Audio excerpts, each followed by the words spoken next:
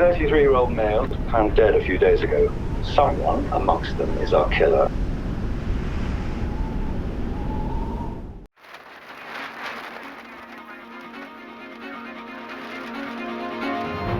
A young mother is found murdered near her Indiana home. Investigators have only one piece of evidence to help them find her killer.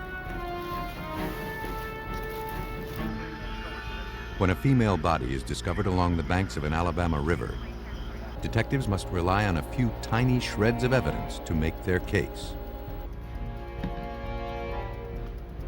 In New York, a woman is found dead at the bottom of a flight of stairs. Police must determine if her death is a suicide or murder. When there are no eyewitnesses to a murder, investigators look to the physical evidence to make their case. Forensic examiners seek out that one clue that can break a case wide open, a clue known as the silent witness.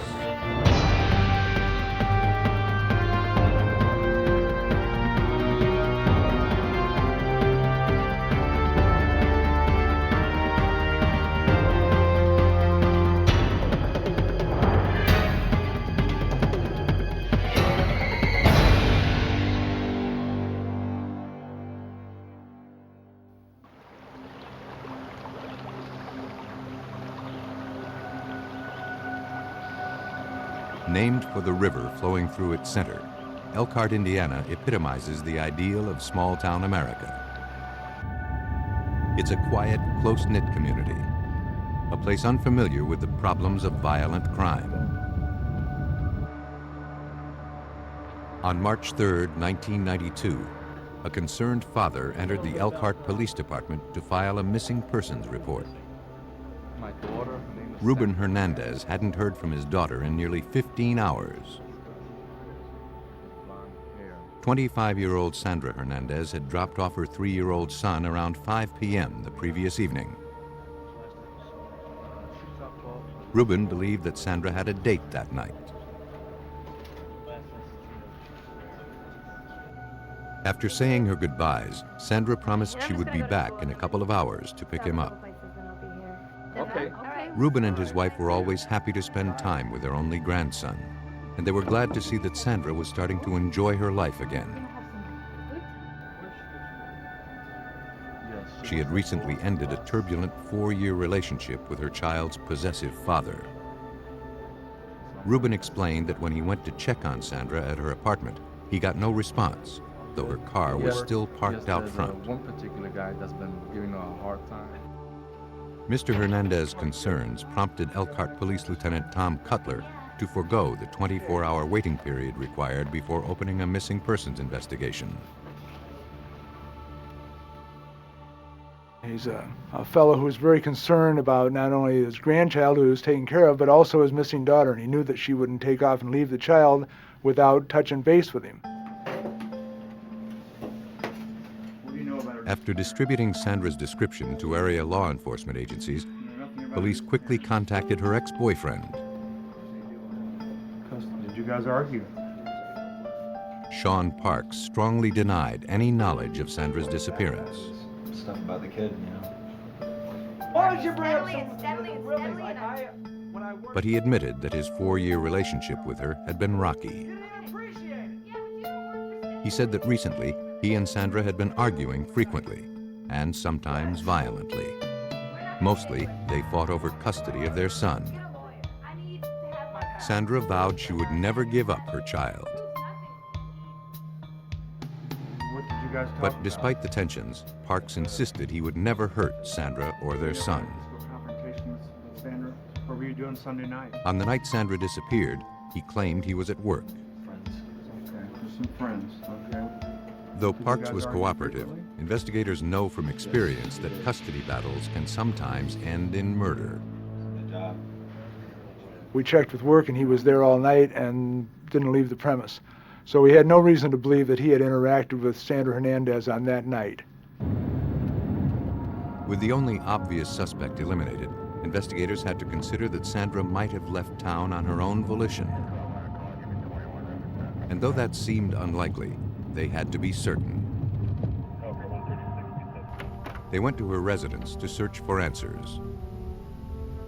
What they found only supported their suspicions that the young mother had met with foul play. None of Sandra's clothes seemed to be missing, and her luggage was still neatly stored in her closet.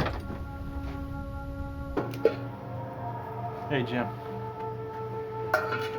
In the kitchen, detectives found a container filled with $230 in cash. Driver's license. Sandra's driver's license was also in the tin, with several other personal papers. Police saw no evidence to suggest that she had simply packed up and left town. I don't think she was going anywhere. Her neighbors later stated that they had not seen or heard Sandra at her apartment since she left to drop off her son the night she disappeared. With each passing hour, investigators realized that the chances of finding Sandra unharmed grew slimmer. They needed to determine if Sandra had in fact been on a date the night she disappeared, and if so, with whom.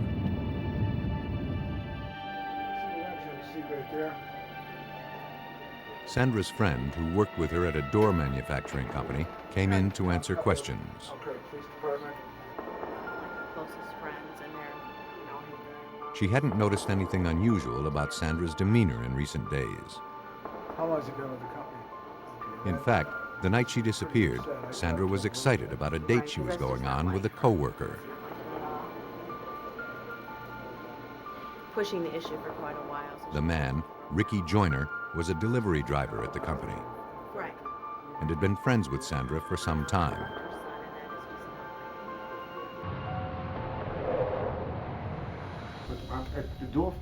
When contacted by police, Joyner volunteered to come answer questions.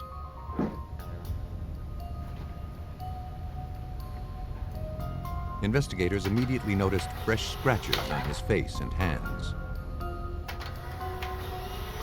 Joyner claimed a door falling on him at work caused the injuries.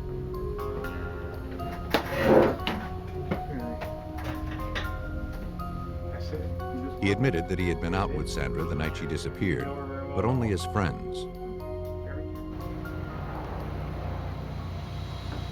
He said he picked her up at 6 p.m. They had dinner and then went to a movie that lasted about 2 hours. Are you ready to drive? Do I lie? He dropped her off around 9:30. Serious? Sandra was in a hurry to pick up her son. I'm serious. He watched her get into her car and leave. I'm serious. Make sure you get home. He hadn't seen or heard from Sandra since. Thank you. All right. Investigators asked Joyner to fill out a scientific content analysis form, referred to as a SCAN questionnaire. Like a polygraph, the questionnaire allows investigators to analyze a person's written responses for signs of deception or inconsistencies. The SCAN questionnaire is a written form that we give people that ask people pointed questions and ask them to respond in their own writing. So it gives us a way to do an informal interview that sometimes reveals a lot about the information that the person's given. Investigators analyzed Joyner's statements. Using the information to reconstruct Sandra's movements prior to her disappearance, Lieutenant Cutler quickly found a troubling inconsistency. Part of his statement was that he had let her off at the apartment and she'd gotten into her car and left. Well, her car was still there, and the neighbors said no, nobody came there that night. So that leads us to believe that that part of the story was not true.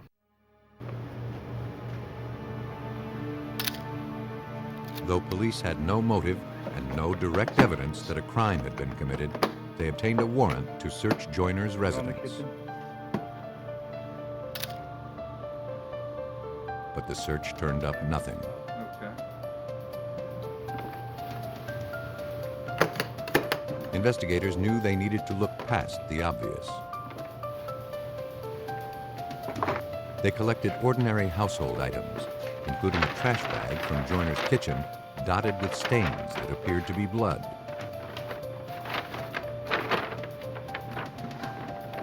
Tests later showed, however, that the substance was not of human origin.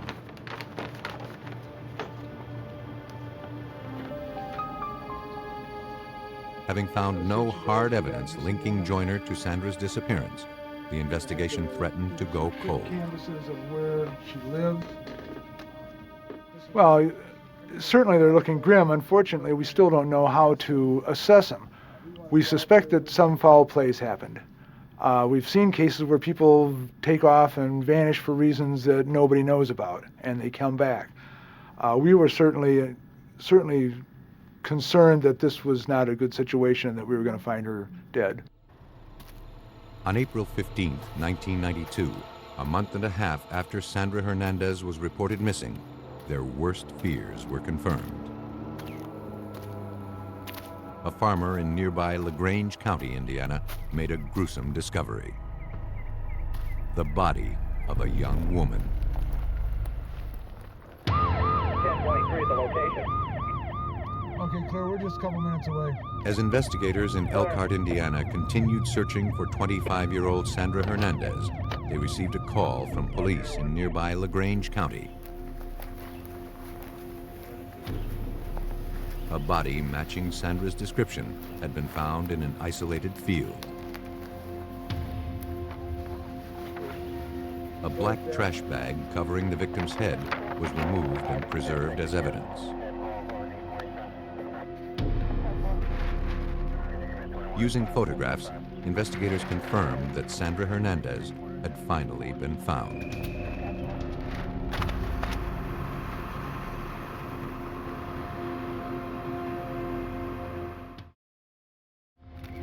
Police began scouring the scene for any useful evidence, but nothing that could help them identify a suspect was found. After an exhaustive search of the area, it appeared that Sandra's killer had been careful not to leave any trace of evidence behind.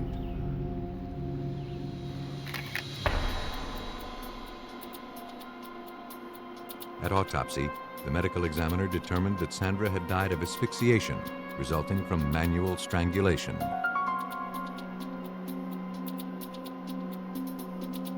An analysis of the victim's stomach contents indicated that she had been murdered within an hour after eating.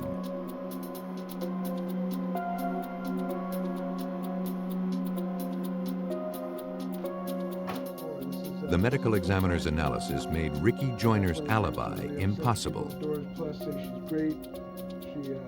Sandra could not have gone to a 2-hour movie after eating dinner with Joyner, as he had previously claimed. Has anybody been in their house yet? But to prove murder, investigators knew they needed more than a few inconsistencies in Joyner's story. They had to come up with hard evidence to tie Joyner to the crime scene. But all they had was the trash bag recovered from Joyner's apartment. The trash bag turns out to have the most significance of anything that's taken. The trash bag that's found on the corpse, when the state police tech decide to look at the evidence, send it to the lab, they talk to our techs, and they decide, hey, we've got this bag from Joyner, the suspect's apartment. Let's send it to the lab with the bag we found on the corpse, just to have them look at it. The bags were sent to forensic examiner John Vanderkolk at the Indiana State Police Crime Lab. Though it seemed like a long shot, Vanderkolk was asked to determine if the bag recovered from the victim and the bag seized from Joyner's apartment could have come from the same piece of plastic. To begin his analysis, Vanderkolk began by looking for repeatable class characteristics. The repeatable class characteristics would be the cutting tool that would use to cut the bags apart, the size and shape of the bag, the general color of the bag, the dimensions of the bag, and any feature of the bag that can be repeated by the manufacturing process. By shining a light through the evidence, Vanderkolk determined that random color variations microscopic impurities and stretch marks were consistent between the bags. He continued his analysis by comparing the bags end to end. Van der Kolk found that the unique tool marks made as the bags were separated during manufacturing corresponded between the top of one of the bags and the bottom of the other. He was certain that the two bags had originated from the same piece of plastic, and in fact, they had come from the same roll. I was convinced by the random pigment variation that carried over from one bag to the other, and also the random impurities and the stretch marks generated off the impurities that carried over from one bag to the other directly across the cut separation. The randomness definitely carried over throughout the circumference of the bottom of the bag from Sandra Hernandez's head and the top of the bag that Elkhart Police Department had recovered from Ricky Joyner's house.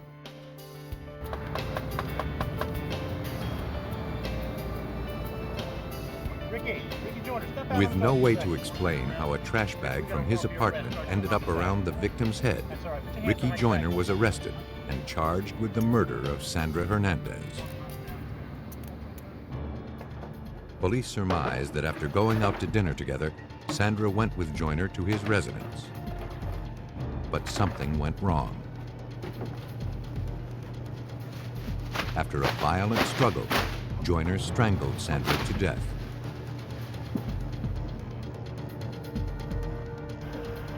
Police theorized that before putting her body into his car, he covered Sandra's head with a trash bag to keep traces of blood from being left behind.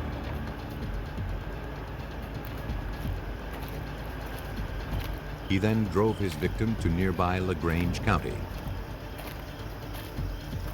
He placed her in the isolated field and left her there.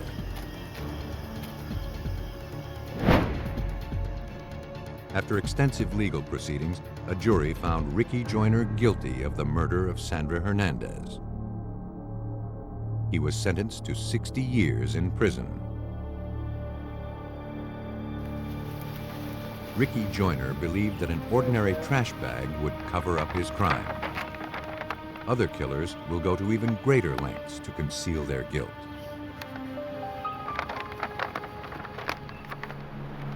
Nestled in the Tennessee River Valley, the city of Decatur, Alabama clings to a rich and colorful past. Its laid-back southern charm and its reputation as a fishing haven attract thousands of sportsmen each year. But in 1988, the river attracted a different kind of visitor. On July 5th, a fisherman called Decatur police after stumbling upon a body dressed in a nightgown and a blue pajama top near the shoreline. Police could determine that the body was female, but little else.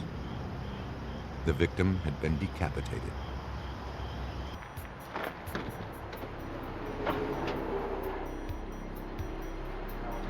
After securing the area, investigators began the task of processing the scene for clues that could tell them who this victim was.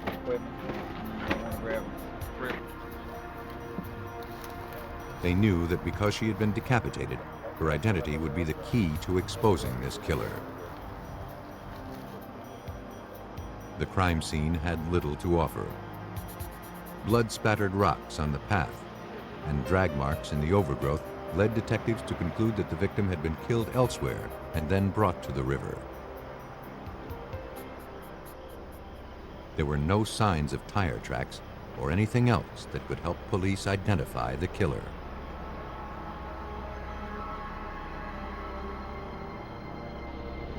With only the victim's fingerprints to work with, Sergeant John Boyd of the Decatur Police Department began trying to put a name to the Jane Doe. And from those fingerprints, we tried a number of agencies to see if we could make an identification. We tried through here, we tried through Huntsville, and we couldn't get anything. To expand the search, the prints were cataloged and then forwarded to the FBI, whose national fingerprint database might yield better results.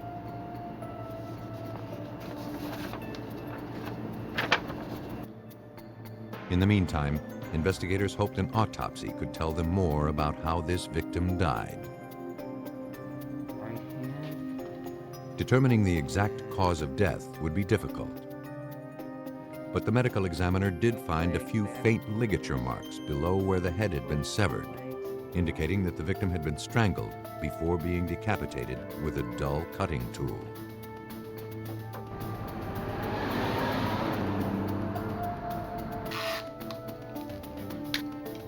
The pajama top and nightgown worn by the victim were collected and forwarded to the Alabama Department of Forensic Sciences. There, trace evidence examiner John Kilbourne began processing the clothes for any potential clues. We use a method that we call taping, where we take cellophane tape and using the sticky or adhesive surface of the tape, we press it down on the clothing, and what this does is collect any particles, hairs, fibers, or other particles from the surface of that clothing.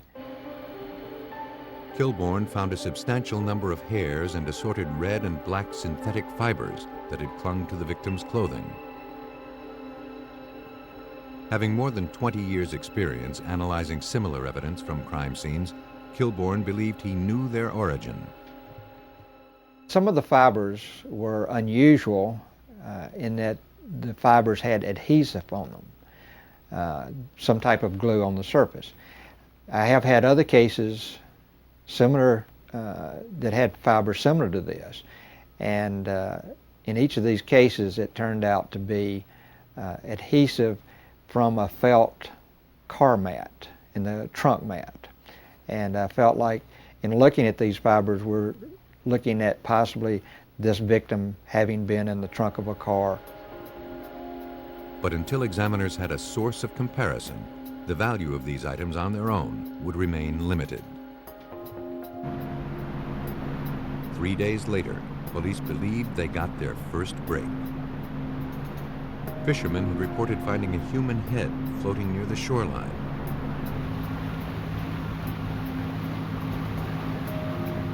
The area was less than a mile from where Jane Doe's body had been discovered.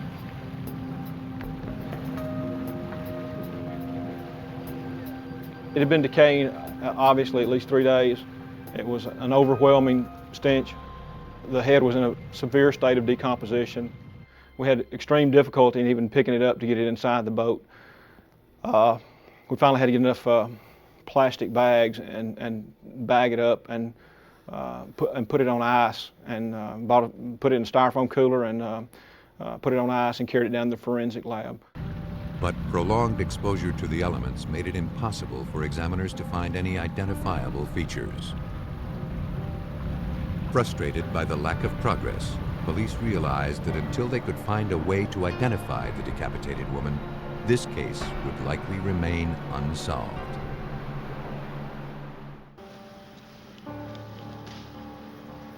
Police in Decatur, Alabama were making little progress in identifying a headless female victim pulled from the banks of the Tennessee River.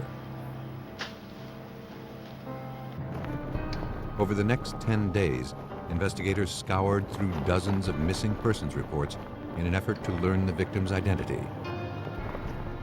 But none matched the description of their Jane Doe. The case threatened to go unsolved. But on July 15th, they got a break. Searching through military files, the FBI found a fingerprint match with the victim.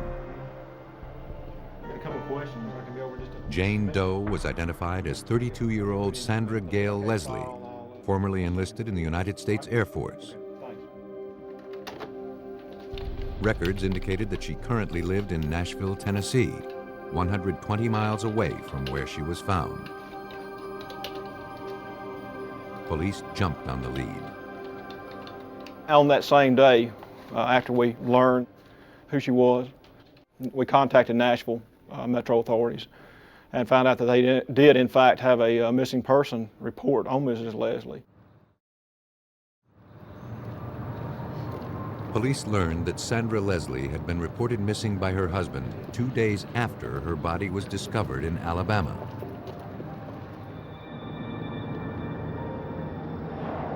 Decatur police traveled to Tennessee and teamed up with Nashville authorities. Referring to this female friend, male friend? Their first visit was to Sandra Leslie's husband. 39-year-old Billy Leslie told police that his marriage to Sandra had been shaky. But he loved his wife of almost 10 years and said they were trying to work out their problems. A few days before her disappearance, the couple dropped off their 2 kids with relatives in an effort to spend more time alone together. But on the afternoon of July 4th, Billy returned home from running errands to find that Sandra and her clothes were gone. Hello? Hey, how you doing? He said that in the weeks before her disappearance, Sandra had received numerous unexplained phone calls. Bye-bye. Afterward, she would often leave the house with no explanation, leaving Billy to take care of the kids. He was convinced she was having an affair, though he didn't know with whom. As a matter of routine, police asked if they could look around. Billy gave his consent.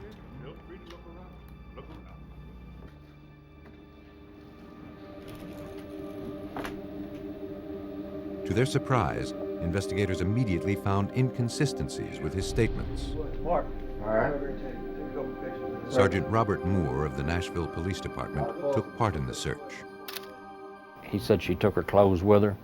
The closet was so full of clothes you couldn't put another blouse in it. There was no room for anything else. Dresser drawers, her clothes are gone, but yet every drawer was full. I mean, it just didn't look like somebody had moved out. Though Billy couldn't explain the discrepancy, he insisted that he would never hurt his wife, and he certainly had nothing to do with her murder.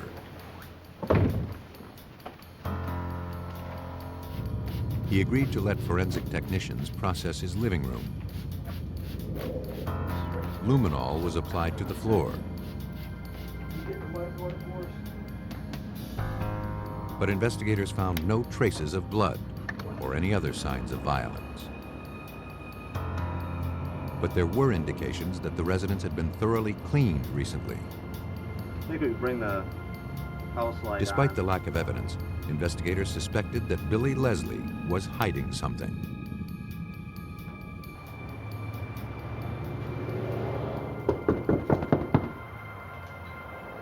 Police began interviewing friends and neighbors.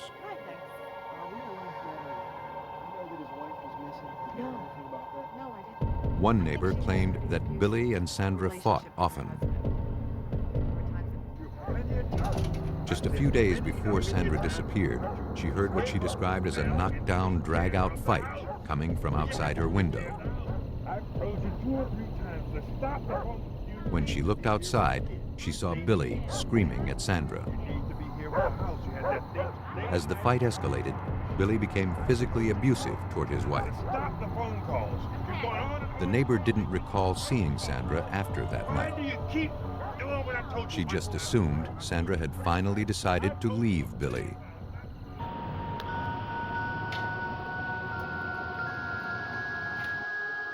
Perhaps that's exactly what Billy Leslie wanted everyone to believe. Come in, just have a One of seat Sandra's here, if you will, friends told police that Sandra had recently filed for divorce, and as a result, Billy had become increasingly violent toward her. I think, first of all, So much so that just before her death, Sandra decided to change the beneficiary of her life insurance policy. We're working with the people in Decatur, Alabama. Billy? Prior to the change, Billy Leslie stood to gain $150,000 from Sandra's death.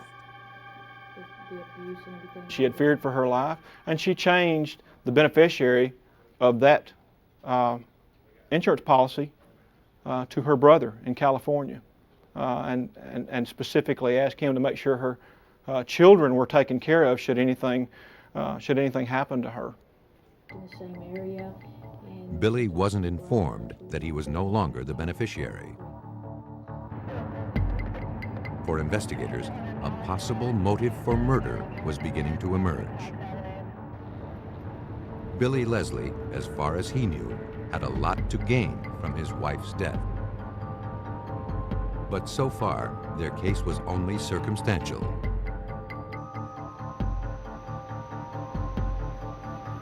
Later that evening, police obtained a warrant to search Billy's car, possibly used to transport Sandra's body to Alabama.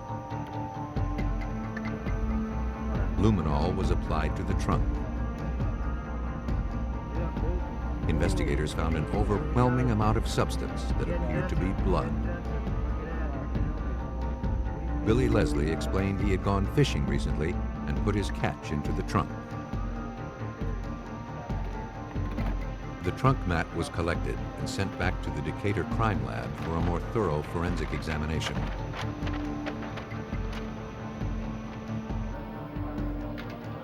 While waiting for the test results, investigators continued to build their case.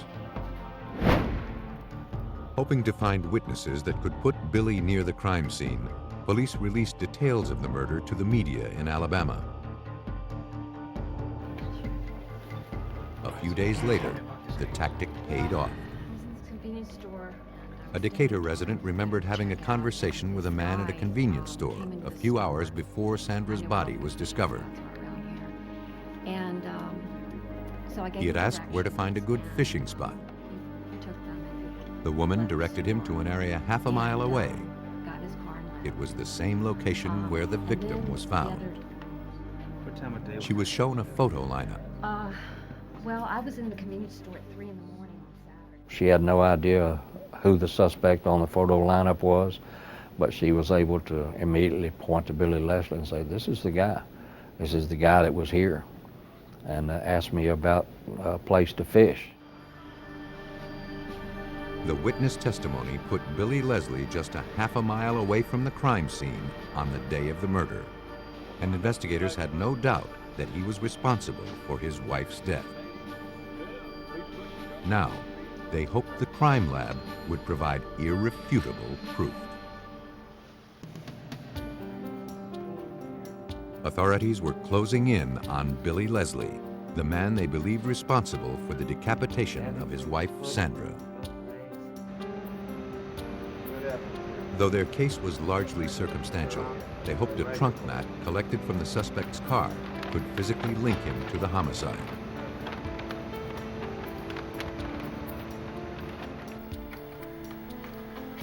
After serological tests determined that the blood found on the trunk mat was not fish blood, as Billy Leslie claimed, Alabama Department of Forensic Sciences trace analyst John Kilborn began analyzing dozens of hairs and fibers recovered from the mat.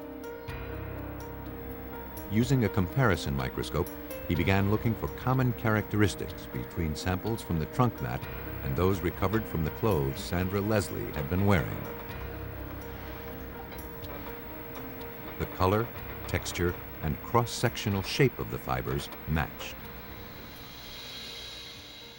We found a number of fibers from the victim's clothing that were consistent to the some of the known fibers from the trunk mat, as well as some foreign fibers that were in the trunk mat. So we were able to show a link between the fibers and the hairs out of the vehicle to the victim herself. Sandra Leslie's body had been in the trunk of that car. And the only other person known to have driven the vehicle was her husband, Billy. Billy Leslie was arrested and charged with the murder of his wife, Sandra.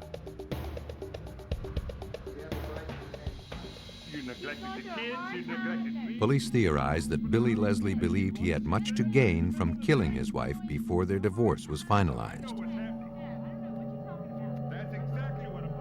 On July 4th, 1988, after a heated argument, Billy made the decision to kill his wife. After strangling Sandra, he loaded her into the trunk of their car and set out to dispose of the body on the banks of the Tennessee River in Decatur, Alabama.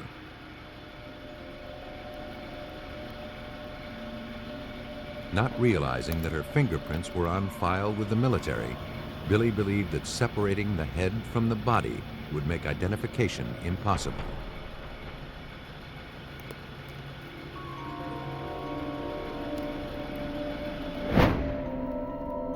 In December of 1989, Billy Wayne Leslie was convicted of first-degree murder and sentenced to life in prison. Even in death, Sandra Leslie managed to leave behind clues that pointed to her killer's identity. But in some cases, investigators have no idea where the evidence will lead them.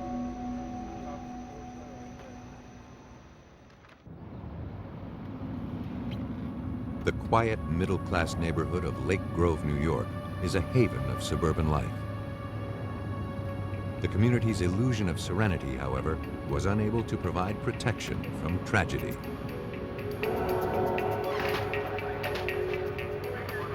On April 7, 1994, police and paramedics were dispatched to the home of 47-year-old Stuart Kovac. Kovac said that Irene, his wife of more than 20 years, was inside, dead. He believed she had killed herself by jumping off the second-floor balcony. Not wanting to contaminate the scene, the officer allowed only one paramedic into the house.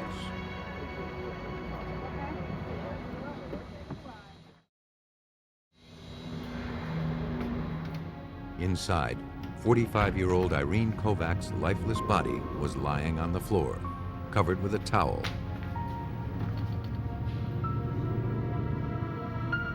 Her hair was wet, indicating she had recently showered. The paramedic noted bruising on the victim and a cut lip. An empty container of gasoline additive lay nearby. A large quantity of the substance was found pooled in the victim's mouth. It appeared that Irene Kovac had poisoned herself and then jumped or fell from the second-floor balcony.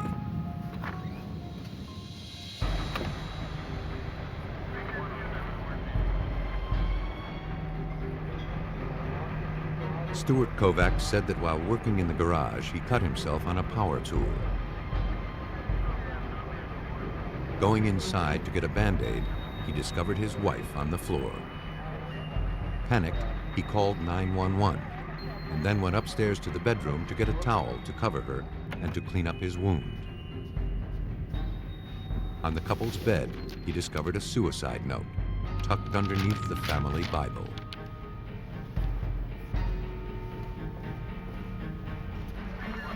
As a matter of routine protocol, homicide investigators were dispatched to the scene.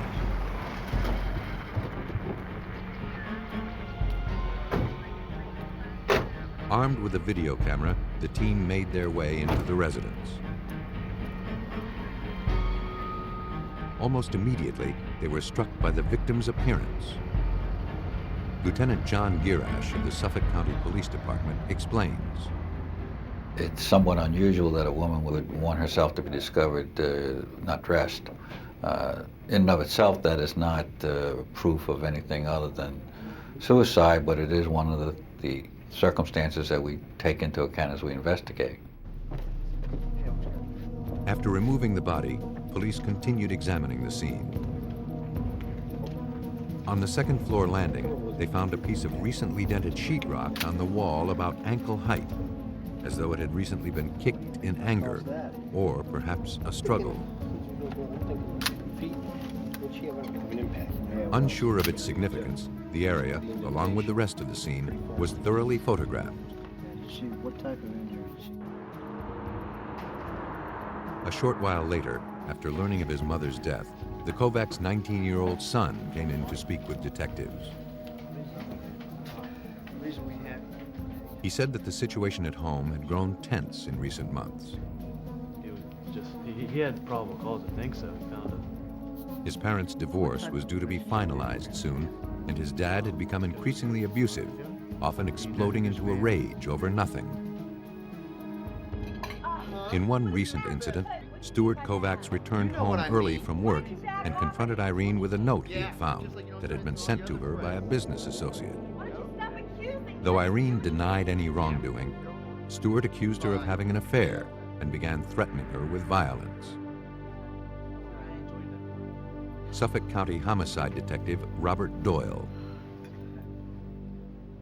The Kovac children indicated to us that there was a very, very poor relationship at home, that apparently Irene Kovac was in tremendous fear of Stu Kovac. He abused her mentally, probably more so than physically. It was a real hellish situation to be children in that particular home. The son added that on the night before his mother's death, she had seemed normal and happy, not at all depressed or suicidal. For investigators, the routine suicide investigation had raised more questions than answers. Irene Kovac just didn't seem a likely candidate for suicide. Now, police realized that the circumstances surrounding this tragedy demanded a closer look.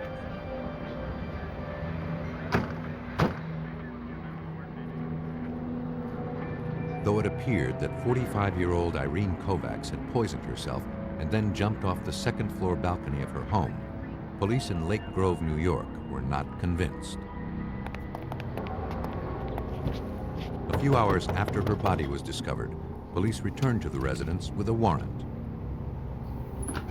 Now they were searching for evidence that Irene's husband, Stewart Kovac, had murdered her.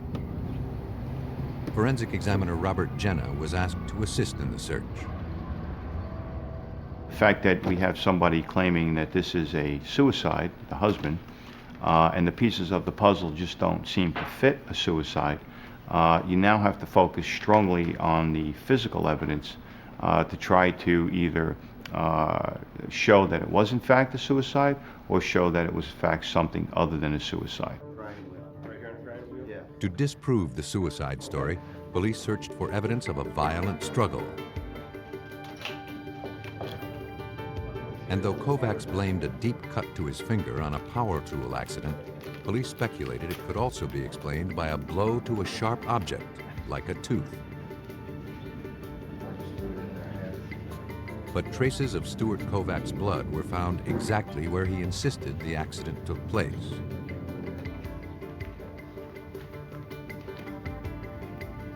The search continued inside the home.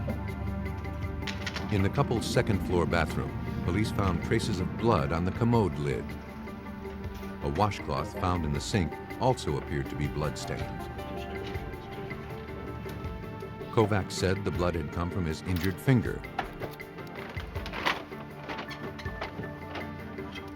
Investigators collected the evidence.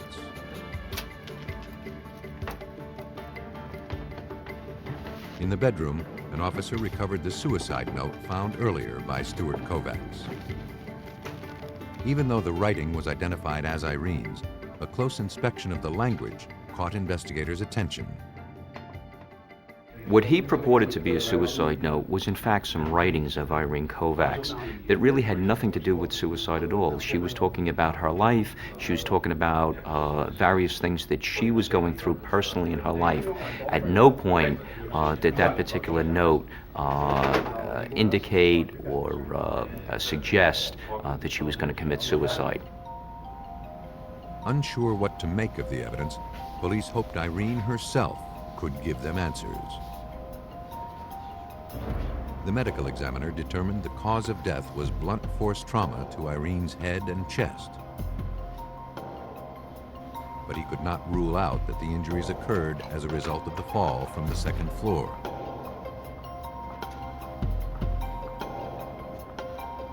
Blood and tissue samples were collected and forwarded to the Suffolk County Crime Lab.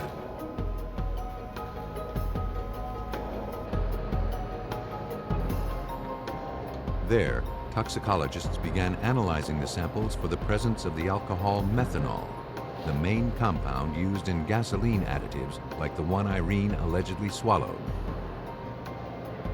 First, examiners analyzed Irene's blood samples by using a gas chromatograph, an apparatus that separates complex mixtures into individual compounds. The analysis of the blood confirmed that fatal amounts of methanol were present. Toxicologist Ed Briglia of the Suffolk County Crime Lab continued the analysis on the tissue samples. Subsequent to that finding, we analyzed other specimens that we received, primarily gastric contents, intestinal contents, and esophageal contents. Those specimens revealed no methanol to be present, which was totally contrary to the notion that Mrs. Kovac could have consumed methanol shortly before her death.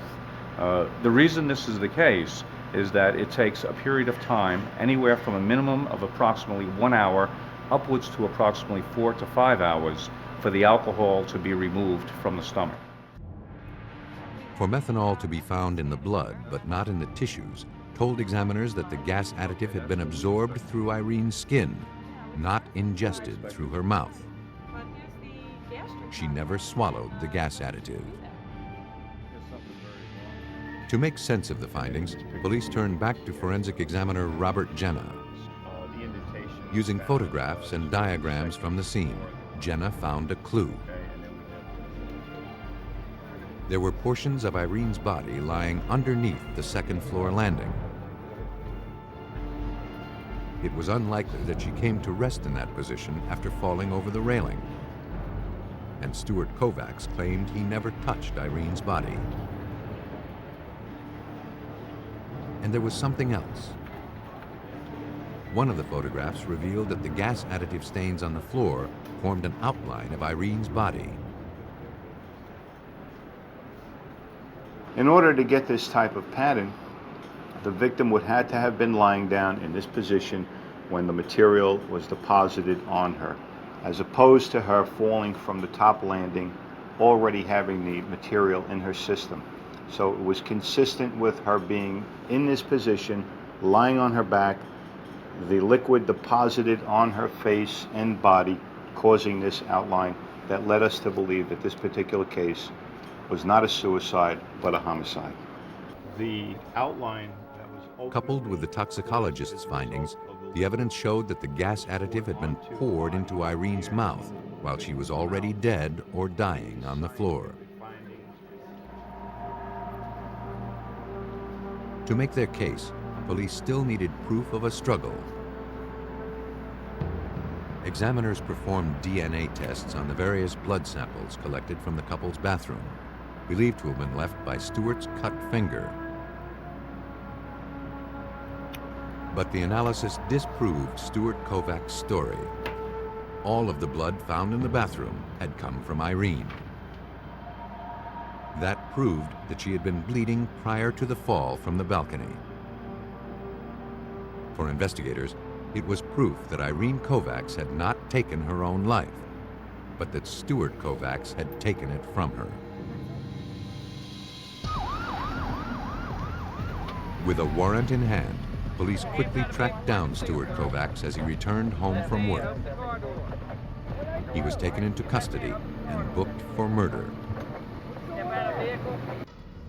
Investigators believe that after beating Irene as she got out of the shower, Stuart Kovac forced her over the balcony.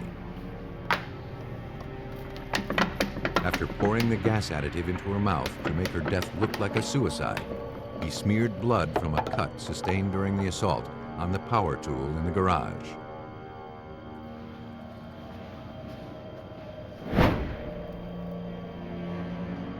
On December 17, 1996, Stuart Kovac was found guilty of second-degree murder. He was sentenced to 20 years to life in prison.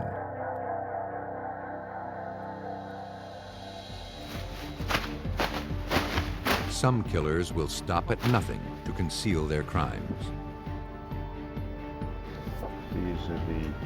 When there are no human observers to a murder, investigators must look for a different kind of witness to reveal a killer's identity. They turn to the crime lab, where forensic examiners can uncover the truth by turning the smallest clue into a silent witness. In Virginia, a classified ad lures a crazed gunman to his victim's home. Police must try to unravel the killer's identity through a few spent bullet casings. An internet romance turns deadly, and Texas authorities have no way of identifying the suspect. They turn to computer experts to track a killer through cyberspace. In California, 2 women are murdered at a movie studio theme park on Mother's Day. Detectives must rely on the victims themselves to point them to the killer. You got the wrong guy. Hey. Often, victims of homicide are lured to their deaths by someone they know and perhaps even trust. But forensic examiners can expose the deception and reveal the killer who harbors deadly intentions.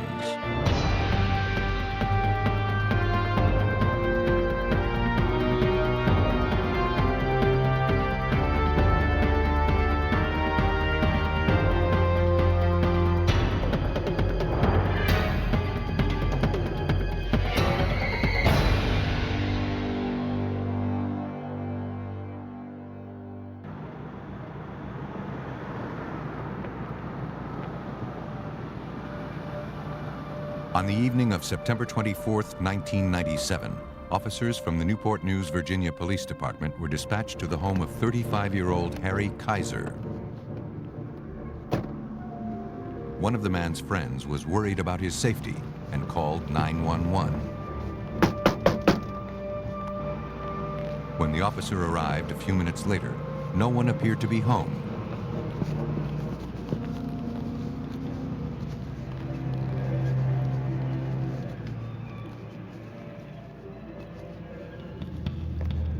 But when he made his way around the side of the house, he spotted a man lying motionless on the floor, taped to a chair.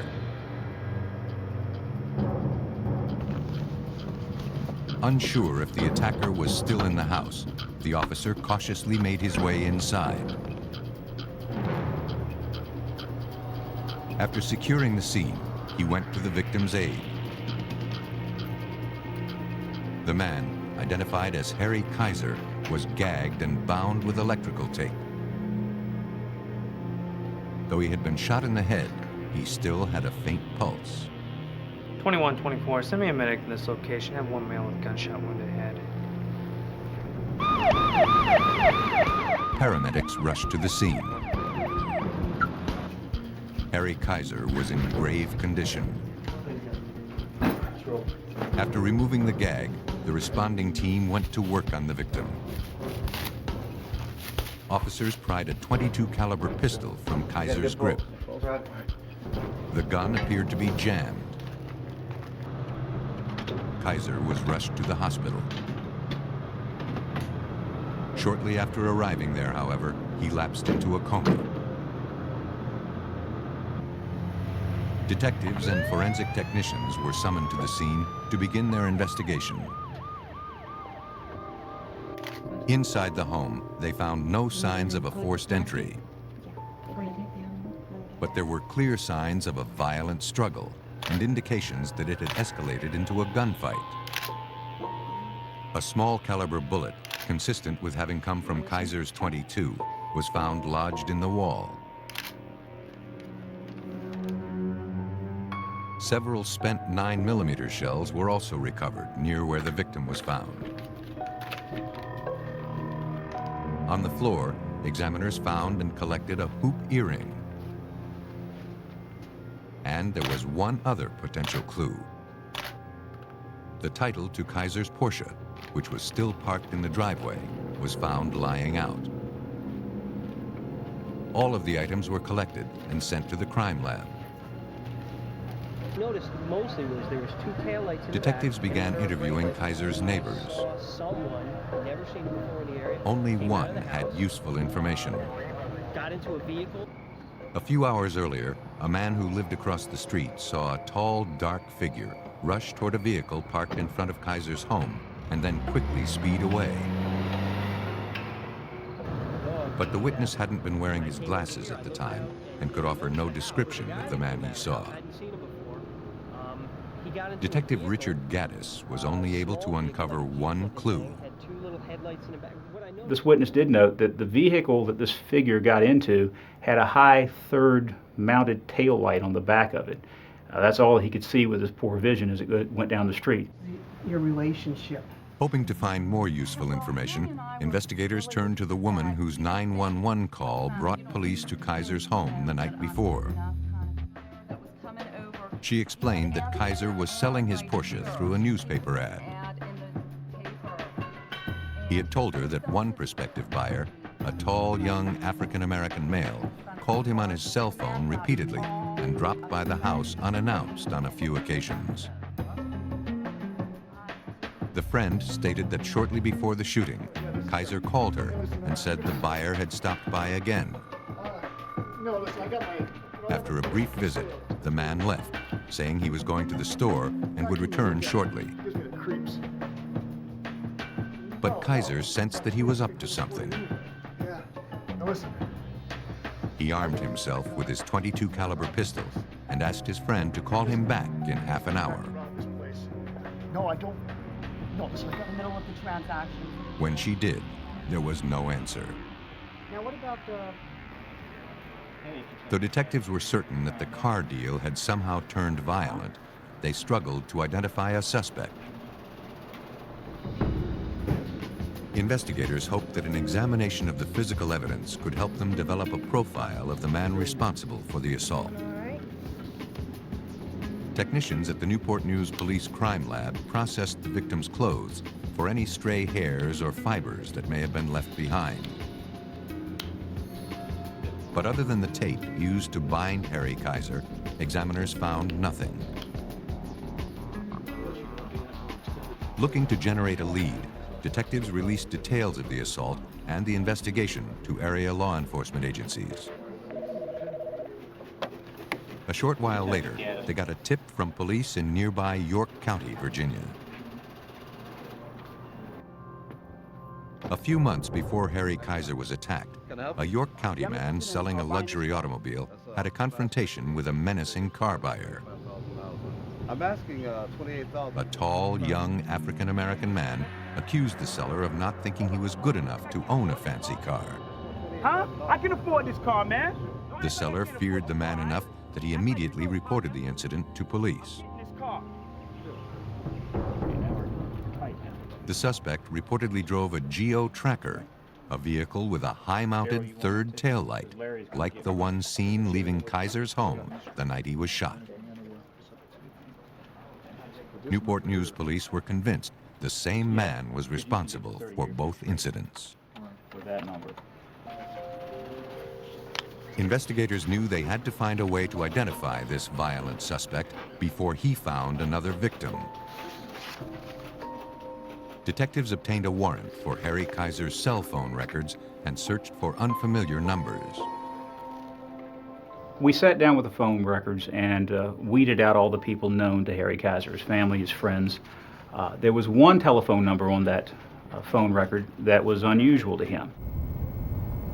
It was traced to a home in nearby Hampton, Virginia, and it had been placed at 6:45 on the evening of the shooting. The number right here looks familiar to you.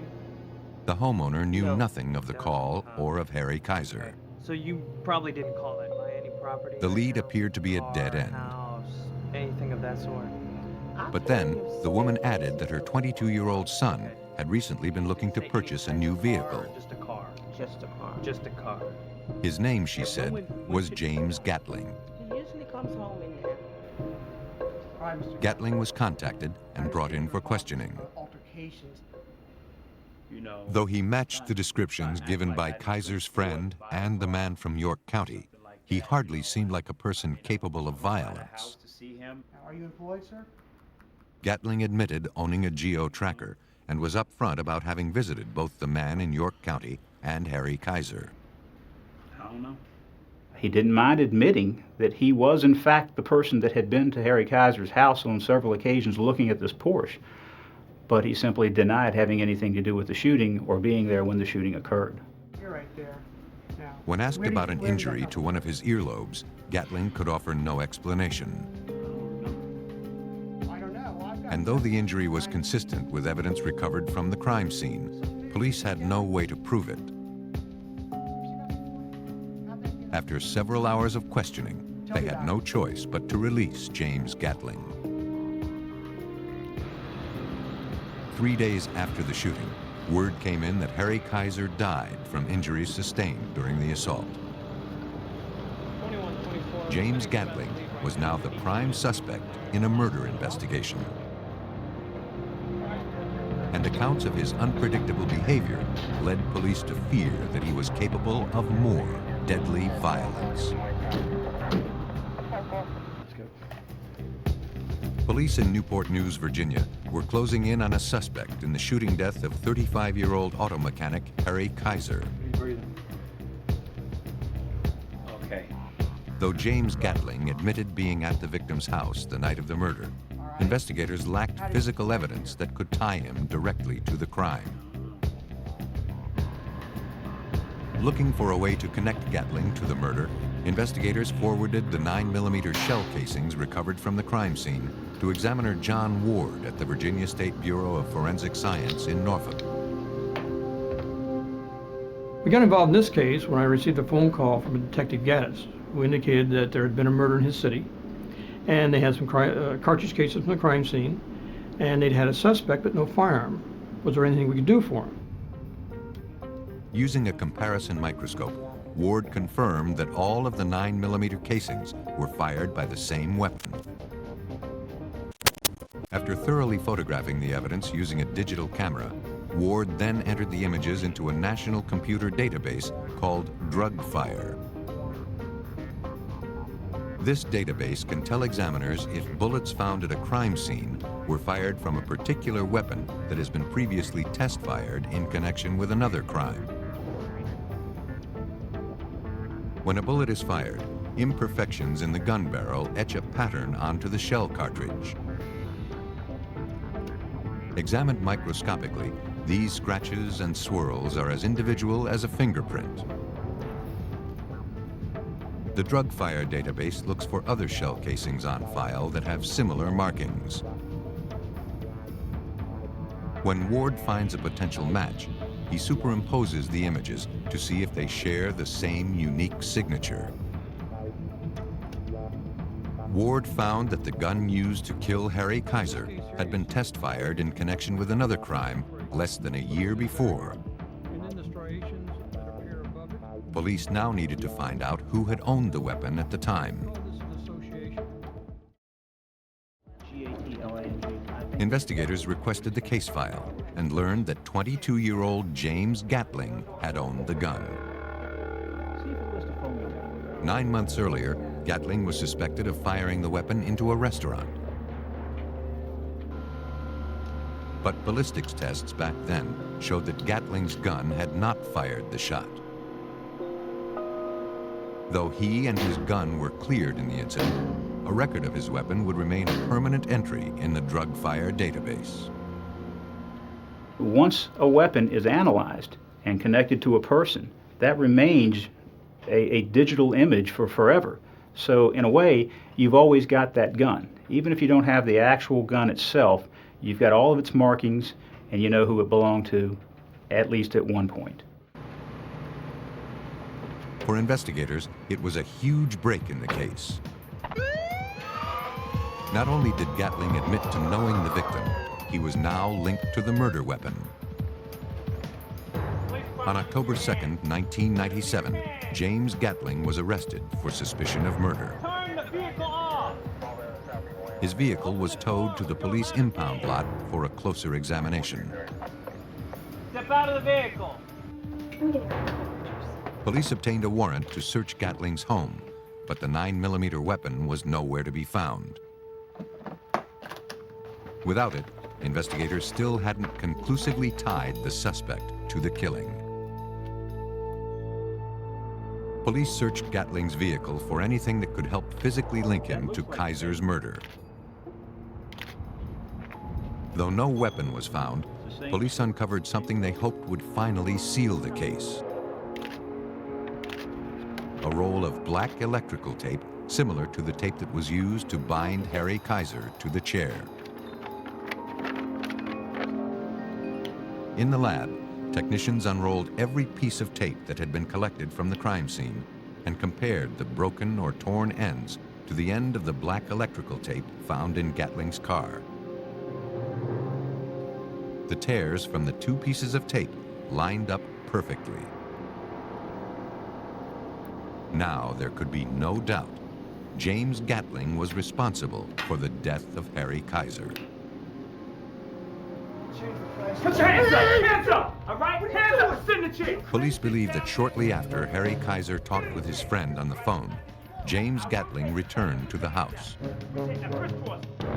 Motivated by an unexplainable rage, Gatling overpowered his victim and bound him to a chair.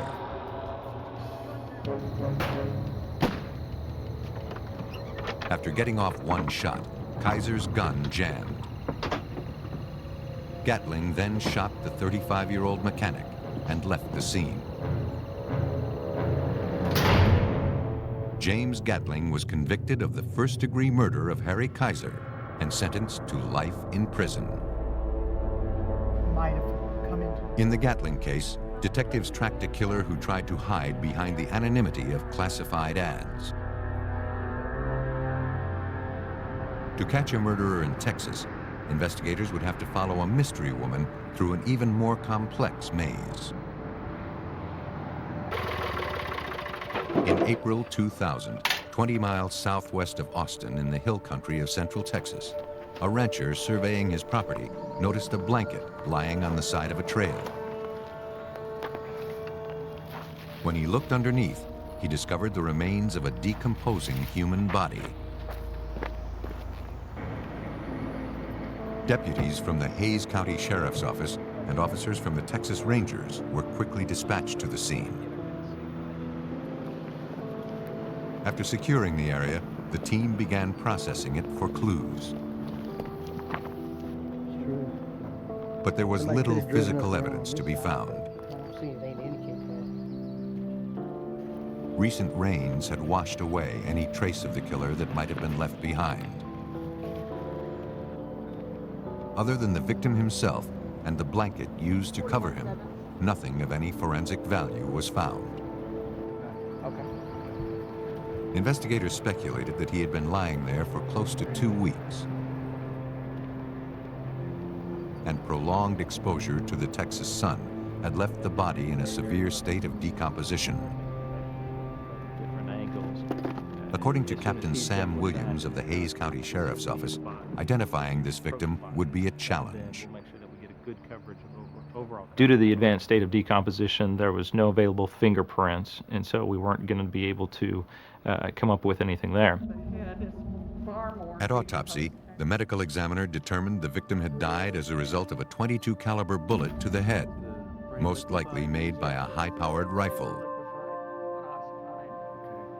But there was no way to determine how old the victim was or what he looked like in life.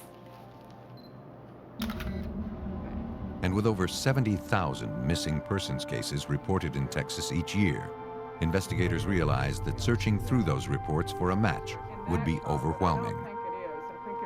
I think it's the angle that it's taken. The victim's teeth were carefully documented and photographed for future comparisons. To aid in the identification process, investigators called on the expertise of Dr. Dave Glassman, a professor of forensic anthropology at Southwest Texas State University. Measuring the width of the brow ridge and the dimensions of the eyes and nose, Dr. Glassman found this skull was consistent with a Caucasian male. To pinpoint his age, he examined the sutures, the areas where the bones of the skull connect to one another that close over time. One, called the basilar suture due to its location at the base of the skull, closes in most individuals between the ages of 19 and 24 years of age. The determination that I made was the basilar suture had closed, suggesting that the individual was older than about 19 or 20, but the internal sutures were just in their very initial stages of closure, indicating that the individual would have been between about 19, 20, and 30 years of age. With Dr. Glassman's analysis, detectives could narrow their search of missing persons to young white males. And though several files matched those criteria, only one had been reported a few weeks before this victim was discovered. A records check indicated that 20-year-old Carrie Kuyava, a sophomore from Texas A&M University, had been reported missing to campus police 2 weeks earlier by his parents and his roommate at the university. Further than that. Having only the victim's teeth to help them make an identification, detectives quickly contacted Kuyava's family dentists. Over the phone, their dentist literally described verbatim every tooth in the mouth to an exact match, which in forensic world is almost as good as a fingerprint or as good as a fingerprint. The search for a missing university student had met head-on with a murder investigation. But with no solid evidence pointing to a suspect, investigators were still a long way from putting this case to rest. Okay. Authorities in Texas had identified human remains found on a secluded ranch as belonging to missing 20-year-old Texas A&M sophomore Carrie Kuyava. Looking to identify a suspect, investigators questioned Kuyava's roommate at the university who had reported him missing. He told detectives that just before the disappearance, Kuyava had made plans to visit a San Antonio woman whom he'd befriended 3 months earlier in an internet chat room. Oh, she's gorgeous, man. You want to take a look at her picture real quick? Though they had never spoken directly, Kuyava seemed enamored by photographs sent by the young woman, whose name was Kelly McCauley. She's good looking, man. Detective Will Scott of the University Police Department learned details of the chat room romance. The day that Kerry left Texas A&M was the day that he was supposed to meet Kelly for the very first time in person in San Antonio. The reason being that they had not spoken before, according to the roommates and friends. Kerry had told them that Kelly had her jaw broken by an ex-boyfriend. Consequently, the jaw was wired shut and she wasn't able to speak on the phone. However, she was able to communicate over that 3-month period by computer. Studious, so it's kind of unlike him. The roommate said Kerry left in his car for San Antonio and was supposed to return by the end of the weekend, but he never showed. However, over the course of the following days, he received emails from Kuyava saying that he was having a great time with Kelly and was going to stay a little while longer.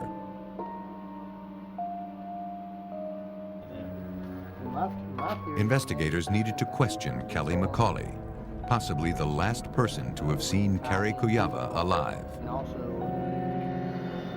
But the young blonde woman's whereabouts turned out to be a mystery in itself. If we could match that, not that I'm aware of. Investigators could find no record of her in San Antonio or anywhere else in the state. The telephone companies And tracking her down through her chat room login name proved more difficult than detectives anticipated. With simple email, that's pretty easy to trace. But when you enter the realm of internet relay chat, it's pretty anonymous. And there's many different levels that you can go through to even make it more and more anonymous. To investigate. As Hays County detectives continued searching for the elusive Kelly McCauley, campus police at Texas A&M University uncovered a lead. Carrie Kuyava's car had been located at an airport near campus. A parking stub indicated it had been left there on April 10th, just a few days after he left for San Antonio to meet Kelly. The car was impounded and taken for a closer forensic evaluation. Detectives processed every square inch of the car, searching for any clue regarding Carrie's murder. In the hatchback, they found dried human blood. Tests later proved that it had come from the murdered student's body. But with no fingerprints found, determining who had been at the wheel would be difficult. The following day, Carrie's roommate contacted investigators. Just sit at your desk. Yeah. He had recalled something he now believed was vitally important. In the days after Carrie had left for San Antonio, he returned to his dorm room and found a young man working at Carrie's computer. The man introduced himself as Kelly McCauley's brother. Hi. Well, He said he was retrieving schoolwork for Carrie Kuyava. Unaware that his roommate was in danger, he didn't think anything of it at the time. Police were convinced that Kelly and her brother were somehow involved in Carrie's murder. But tracking these mysterious siblings along traditional routes had been unsuccessful. I'll probably be back in touch with you. If police were ever going to solve this case, they had to find a way to track them down in the complex world of cyberspace. There was nobody that was initially involved in this investigation from any of the agencies that we knew about that had any kind of expertise in the IRC platform or this form of communication or chat rooms or anything along those lines. So it was virgin territory for us. Things were looking grim until an article about the case in the local paper brought a chat room veteran named Kerry Lee to police. He'd interacted with both the victim and the suspect online. And Kelly McCauley just couldn't stop talking about her blossoming new romance. And we would hear from her that he was at her house or apartment or wherever, and he was in the kitchen studying, or he was in the couch watching TV, or Carrie and I are going to a movie tonight, and we heard details, again, that we didn't really want to hear. But it was all she wanted to talk about, and this went on and on and on and on and on. It went on, investigators realized, days after Carrie was already dead. Police were learning a lot about Kelly McCauley, except where to find her or her brother. I made a copy. Lee offered to help. He handed over a disc containing a phone number that Kelly McCauley had once given him. Investigators traced the number to a woman in San Antonio. There was no Kelly McCauley living here, she said, only Kenny Lockwood, her 31-year-old son. At present, he was ailing in the hospital. Too sickly to work, Kenny had two loves in his life, his mother said: computers and Texas A&M University. AOL? Since being rejected by the college the year before, Lockwood spent at least 12 hours a day chatting on the university's website. With a warrant in hand, investigators searched the home. They noticed a red stain on the carpet under the couch. Tests proved the substance was human blood. Investigators searched Kenny Lockwood's bedroom. In the back of his closet, they found a weapon consistent with the type that had killed Carrie Kuyava. More incriminating, however, was a photograph found on Kenny Lockwood's desk. It was the woman they'd been hunting, a photograph of the person they knew as Kelly McCauley, and it had been torn out of a magazine. It now appeared to investigators that Kelly McCauley was a fictitious creation. Kuyava's dream girl was nothing but a decoy. Investigators confiscated Lockwood's computer, floppy disks, and a number of documents. The only way to prove that he'd lured Carrie to his death was to scour his and Carrie's computers and retrieve all of the conversations that had taken place online between the fictitious Kelly and the unsuspecting Carrie Kuyava. David Burns of the Hays County Sheriff's Office was one of the investigators who scrutinized the files.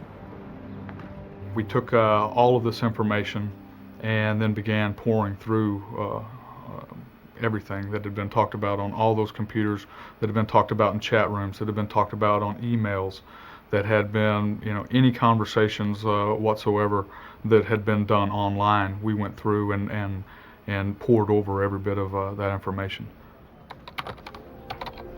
The recovered logs and conversations showed that the fictitious Kelly would chat online for hours, especially with Carrie. Lockwood, pulling the strings, encouraged Carrie Kuyava's attraction. Ultimately, he suggested that the two get together in person. Hey, it's Kelly home. Investigators suspect that when Carrie showed up in San Antonio, Lockwood posed as Kelly's brother. Though no one will ever know what motivated Lockwood, the hole in Carrie Kuyava's skull told investigators what happened next. At some point in time, things went wrong. Carrie Kuyava was sitting on the couch when he received a .22 caliber bullet wound to the back of the skull, fell forward onto the floor, and was probably deceased before he hit the floor. Lockwood then placed the body in the trunk of Carrie's car, drove to a rural site, and abandoned his victim. He continued the charade by writing emails from Carrie's computer to the victim's friends and family, assuring them he was alive. And most likely, he deleted a large number of files from Carrie's computer in the hopes that detectives would never catch on to his drawn-out plan. Here's Mr. Lockwood. On April 27, 2000, Kenny Lockwood, still recovering in the hospital from an unidentified illness, was arrested for murder. Under questioning, he admitted to the crime. He did provide us with a partial confession. At one point in time, he actually admitted to the shooting having occurred in his residence. He explained to us the history between he and Carrie, that they had met on, and that he was posing as this Kelly. But he would never stand trial for his crimes. A few months after his arrest, Kenny Lockwood took his own life. She's beautiful. You want to take a look at her picture? Carrie Kuyava was lured into believing that a stranger was a friend. But even an evening with one's own family can turn deadly. Los Angeles, California is home to 9.5 million people, many drawn here by the promises of fame and fortune. But on Mother's Day night, 1995, the upper level of the City Walk parking garage became the backdrop for one family's nightmare. Around 11 p.m., paramedics and deputies from the LA County Sheriff's Department were dispatched to the garage. 30-year-old Paul Carassi and his 2-year-old son had survived an assault by unknown assailants. But Paul's mother, 61-year-old Doris Carassi, and his ex-girlfriend, 29-year-old Sonia Salinas, did not.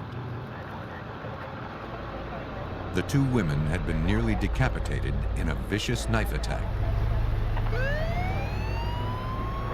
As Paul Carassi was taken to the hospital with a severe knife wound to the hand, police began processing the scene. Personal items found near the victims suggested the ambush had been sudden and without warning. Police carefully documented and collected dozens of bloodstains. As investigators continued searching for evidence to help them piece together what had happened, a 911 call came in to police dispatch. There had been another stabbing, less than 5 miles away.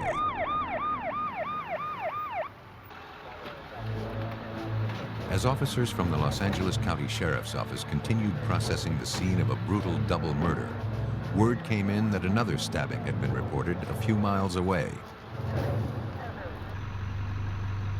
Lying by the side of the highway, police found 44-year-old Donna Lee. Barely conscious, She said that someone had tried to rob her and steal her car after she pulled off the road. She had been stabbed in the abdomen and was severely bleeding. Despite the life-threatening injury, she somehow managed to fight off her attacker. Donna was rushed to the hospital. Police began searching the area for clues to the assailant's identity. A few feet from where Donna Lee was found, they discovered several items belonging to the victims of the City Walk garage knife attacks. They recovered Sonia Salinas' identification, a fanny pack belonging to Paul Carassi, and his mother's blood-stained purse. Nearby, officers found another clue. A blood-stained knife, possibly the one used in all of the assaults. Someone, it seemed, had gone on a violent rampage that spanned several miles. All of the evidence, including Donna's vehicle, were collected and forwarded to the crime lab for a closer examination. Sergeant Sam Muniz of the Los Angeles County Sheriff's Department was assigned to the case. How many times did you see that particular night? The brutality of the murders that took place at the parking garage was difficult to comprehend. What motivates somebody to do that? You know, especially the way it's done. Because you look at these two victims and you look at, they're nearly decapitated. I mean, there's stab wounds from one side to the other and all over the bodies. I mean, this guy was either angry, if he lost it mentally, you know. A few hours after the assaults, investigators went to Paul Carassi's residence to notify his family that he was recovering in the hospital. Though no one appeared to be home, they noticed something strange.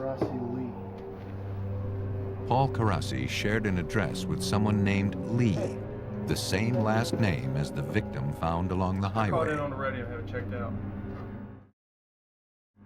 Police department. Believing it had to be more than a coincidence, detectives went to the hospital to interview Carassi. He told investigators that he'd taken his mother, Doris, his ex-girlfriend, Sonia, and their 2-year-old son out for a Mother's Day dinner. As they made their way back to the car, someone suddenly attacked him from behind, forcing him to the ground. He heard screams and tried to fight back. But when he tried to grab the knife from the assailant, his hand was badly cut. He was then knocked unconscious. When he came to, he discovered the bodies of his mother and Sonia. Paul stated that he did in fact know Donna Lee, the victim found on the side of the highway. He worked with her at a local bank, and the two were romantically involved. They had recently moved in together. In fact, his relationship with Donna had caused friction between him and his ex-girlfriend, Sonia Salinas, who also worked at the bank. Sonia was seeking sole custody of their 2-year-old son and the garnishment of Paul's wages for child support. Despite those tensions, Paul couldn't imagine anyone who would want to target him or his family. We had finished having dinner and... Convinced that the two assaults were somehow connected, examiners at the Los Angeles County Sheriff's Department Crime Lab hoped an examination of the evidence would point them toward a suspect. They began by analyzing the bloody knife found at the Donna Lee crime scene. Serological tests confirmed that blood from all 4 victims was present on the knife. But no suspect fingerprints were found. Desperate to identify the killer before he struck again, investigators began scouring Donna Lee's car for clues. Though no prints were recovered, in the back seat they found a vital piece of evidence. It was a copy of Donna Lee's divorce papers, ending her 15-year marriage to a man named Frank Lee. For investigators, it was the first hint of a motive and of a possible suspect. Detectives quickly obtained a warrant to search Frank Lee's home. In the kitchen, they discovered knives that were similar to the one used to stab Donna Lee and to slay Doris Carassi and Sonia Salinas. Maintaining his innocence, Frank Lee willingly accompanied investigators to the sheriff's department. A physical examination of the suspect revealed no signs that he'd been in a violent struggle. But he admitted that his divorce had turned ugly, and he was bitter that Donna was leaving him for Paul Carassi. Though the impending divorce made Frank Lee the logical suspect, the motive didn't quite seem to fit the murders. For investigators, Paul Carassi should have been the target of the jealous husband's rage, not his mother and ex-girlfriend. Frank Lee was ultimately cleared as a suspect in the double murder. Believing some clue to the killer's identity had been overlooked, examiners turned back to the physical evidence. Criminalist Beverly Kerr started with the T-shirt worn by Paul Carassi at the time of the attacks. I pulled out Paul's shirt and I looked at it, and we saw something that might have appeared to be a handprint in blood. We all looked at it, we all conferred, and we started feeling that that's possibly what it could be. DNA testing showed that most of the blood on the T-shirt, particularly in the handprint area, had come from his ex-girlfriend, Sonia Salinas. But Carassi never mentioned that he touched either of the victims. Police decided to question him again. When asked how the blood got on his shirt, Carassi said he'd forgotten that he checked Sonia's pulse after he regained consciousness. He added that he had slipped and fallen in the pools of blood near Sonia's body. He must have wiped her blood off on his shirt. But with each passing minute, investigators began to suspect that Carassi was hiding something. He went, muddling through the interview saying, well, this and that. And that's just all of a sudden hit me. He said, this guy is got to be, the person I'm looking for, because he just cannot get his story straight. The investigation's best witness was suddenly the prime suspect in the brutal Mother's Day massacre. Looking to prove that Paul Carassi had murdered his own mother and his ex-girlfriend, investigators turned once again to the crime lab. Now they hoped that the murdered women's own blood would give them proof that he was behind these unspeakable acts. Detectives from the Los Angeles County Sheriff's Department continued their investigation into a series of vicious knife attacks on Mother's Day that had left 2 women dead and 2 more victims injured. Now they had reason to believe that one of the victims, Paul Carassi, was behind the murders of his mother Doris and his ex-girlfriend Sonia Salinas. To prove it, criminalist Elizabeth Devine began reconstructing the events at the parking garage using Carassi's bloody T-shirt. Though Carassi had previously stated that he slipped in Sonia's blood and then wiped his hands off on his shirt, that explanation didn't jibe with the evidence. Well, it was clear that a lot more had happened. There was blood spatter, there was contact transfer, which was from Sonia Salinas' neck, which was severely slit. I mean, her head was almost decapitated. Blood soaked all the way through onto his chest. That's not passive transfer of blood. That's not blood on your hands that you wipe on your shirt. That's something bleeding is up against your skin for a period of time. And examiners determined that the handprint on Carassi's shirt had not come from him. Sonia Salinas had left it. And there was more. What the blood pattern on the handprint was able to show was that the person that left the handprint was alive, because the person clasped the shirt as opposed to just touching the shirt. It also showed that the person that grabbed the shirt was bleeding, because we had excessive blood around the fingertips. It wasn't like finger painting where you put your hand in paint and then you put your hand on a shirt. We had it extending beyond the margins of the finger, which means that the person that grasped the shirt was bleeding. When the blood patterns on the shirt were compared to post-mortem diagrams of Sonia's hands, the injuries didn't all line up. Sonia had sustained more wounds after grasping Paul Karassi's shirt. She grabbed his shirt and she had not sustained all her wounds. So it was right in the middle of the attack. It was after the wounds started and before the crime ended. And seeing how he said he was on the ground and not involved, along with the spatter and everything else, it showed that not only was he involved, but he was within 3 feet of her, able for her to grasp him. The analysis locked Karassi into the heat of battle. And further investigation revealed that he had not acted alone.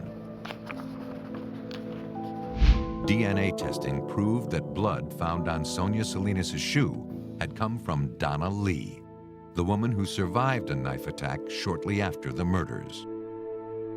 Where's Paul's blood? That meant the injury to Lee's abdomen had happened at the parking garage, not at the side of the highway, as she previously claimed.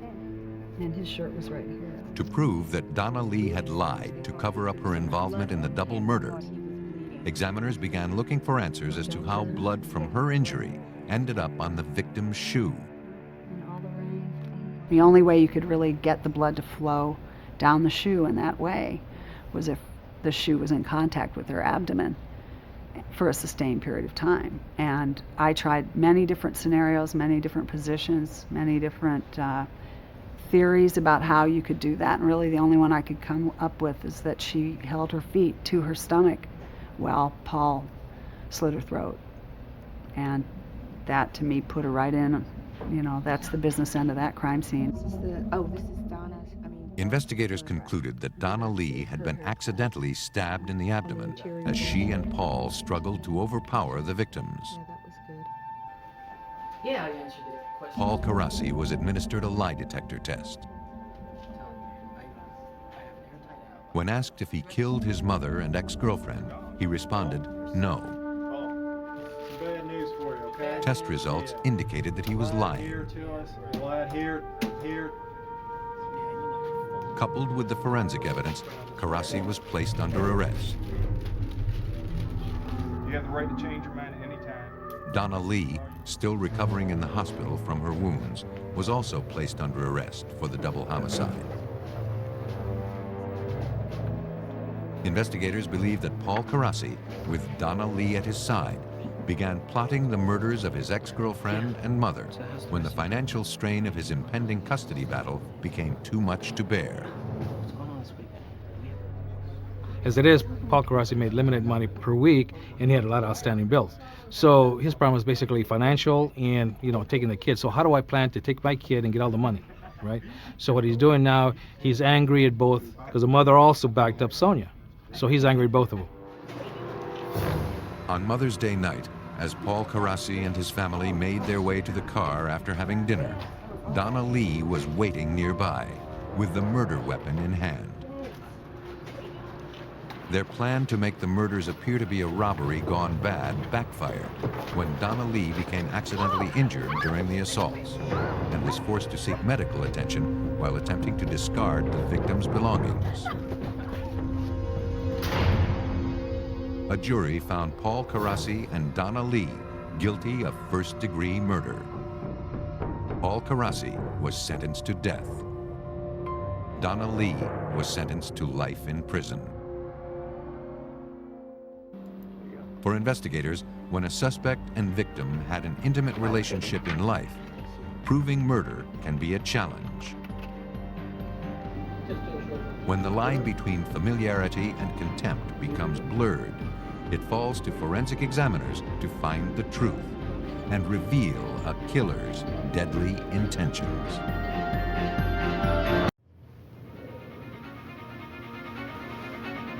A quiet Maryland suburb is rocked by a brutal double murder. To solve this case, investigators must retrace the killer's footsteps. The dead body of a missing girl is found at an Oregon highway rest area. Strange markings on the victim's arm are investigators' best hope of identifying her killer. A Minnesota man finds his estranged wife dead in her home, the apparent victim of a sexual assault. But detectives soon learn that things aren't always what they appear to be.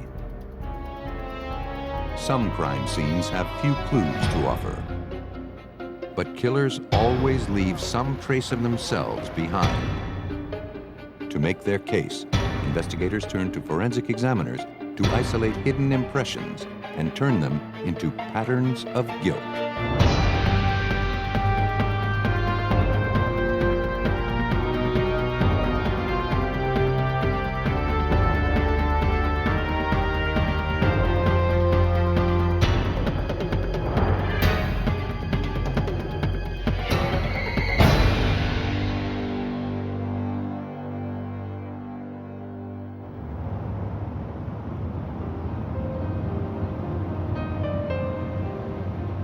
In this episode, some of the names have been changed.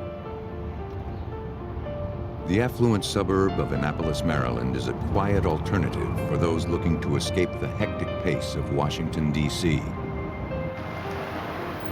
In this peaceful community, violent crime is almost non-existent.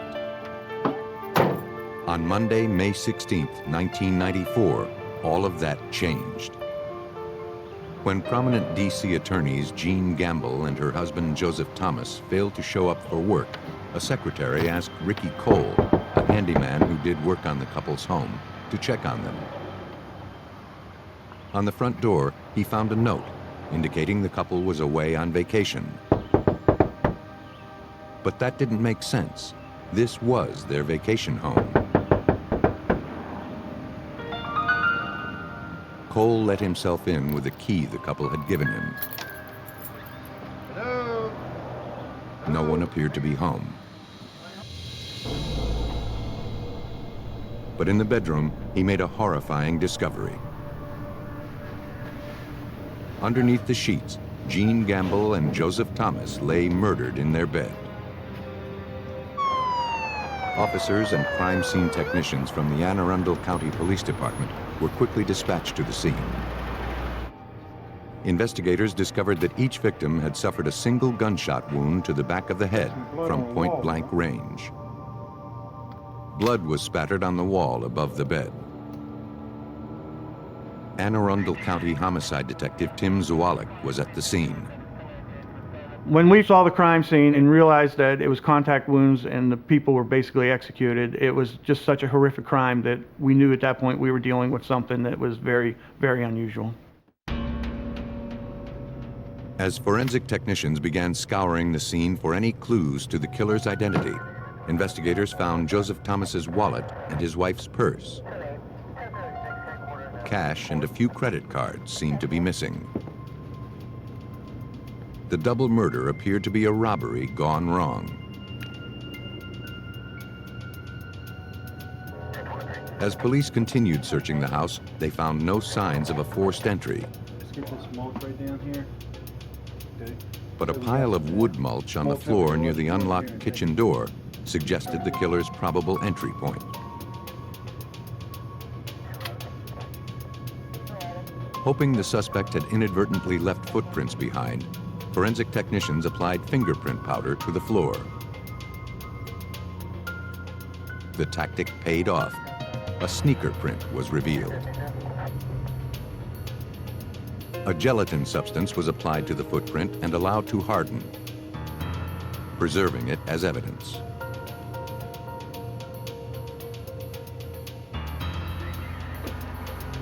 Convinced the killer left the note to keep people away, investigators scoured it for potential clues.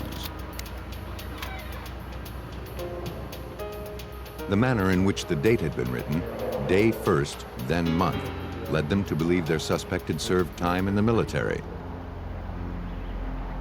Though no usable prints were recovered, tiny brown fibers were removed from the adhesive on the tape.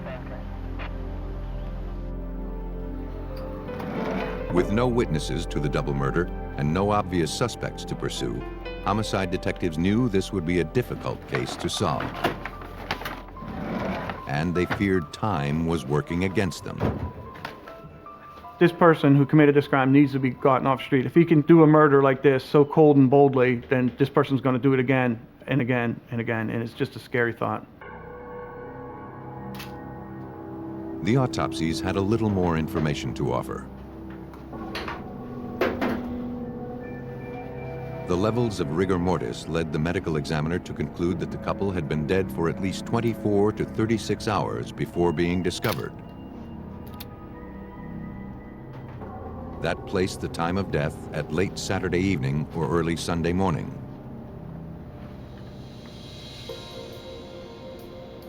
Examiners at the Anne Arundel County Crime Lab believed that the key to the killer's identity lay in the shoe print recovered from the scene.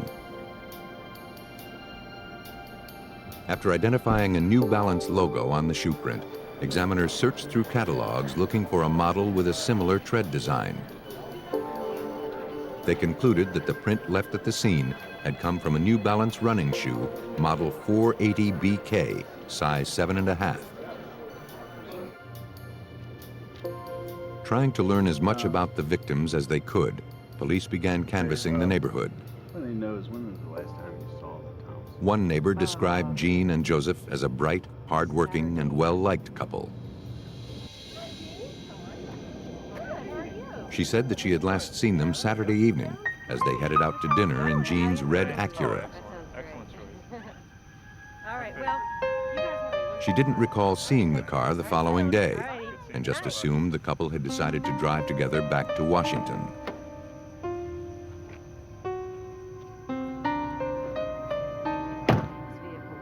To investigators, it seemed more likely that the car had been stolen. An APB was issued for the vehicle. A short while later, a local bank manager who had been following the investigation in the media contacted police. One of the victim's bank cards had been used to withdraw cash from an automated teller machine. The transaction occurred only hours after the couple had been murdered. Though less than 1/3 of all ATMs were equipped with security devices in 1994, this one had a surveillance camera in place. The man was sitting in the driver's seat of Jean Gamble's red Acura. There you go. Investigators believed they were looking at the face of the couple's killer. They worked feverishly to establish his identity. Flyers containing the suspect's photograph were distributed to the public. The publicity paid off. A second bank manager turned over a surveillance tape revealing the same suspect using a credit card belonging to the victims. This second transaction had taken place the day after the murders. And this time, the suspect's shoes were partially visible in the photograph. The photograph was forwarded to the Anne Arundel County Crime Lab. Examiners studied the image in an effort to determine if the shoes worn by the suspect were the same make and model as the shoe that had left the print at the crime scene. Evidence collection supervisor Jeff Cover contacted a shoe designer from New Balance. And we actually made a trip to the factory in Lawrence, Massachusetts and met with their shoe designer there, and who could identify the outsole in the ATM photograph as a New Balance 480. It was the same type of shoe that had left the print on the victim's kitchen floor. Believing that robbery was the motive behind the murders, investigators began scouring dozens of burglary reports, hoping to find photographs of known burglars that resembled the murder suspect. Look at the ATM. Look at his height. This guy can't be that big. But they found nothing. Well, 6 foot, 5.5 foot at best, probably. As homicide detectives continued searching through reports, a detective from the burglary division caught a glimpse of the suspect in the ATM photo. This is the guy we're looking for right here. I think it's Scotland Williams. he recognized the man.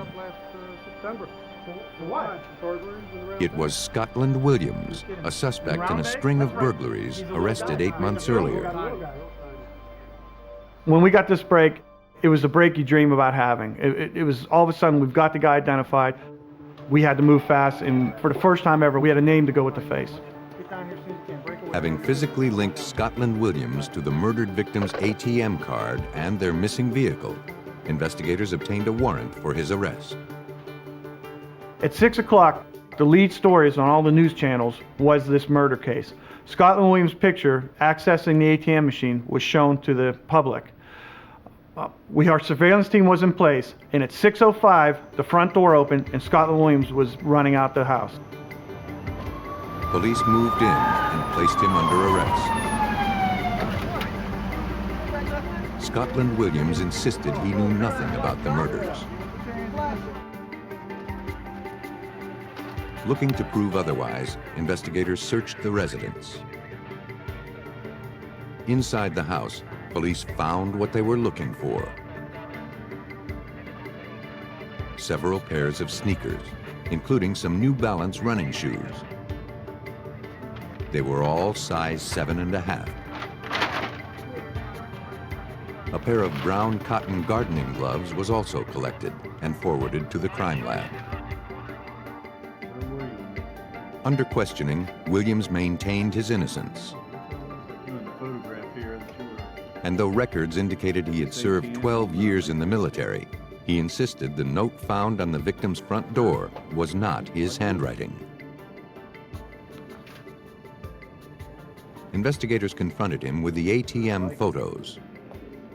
He admitted it was him at the ATM. When I showed him the picture of him, he looked at the picture and said, "Yeah, that's me."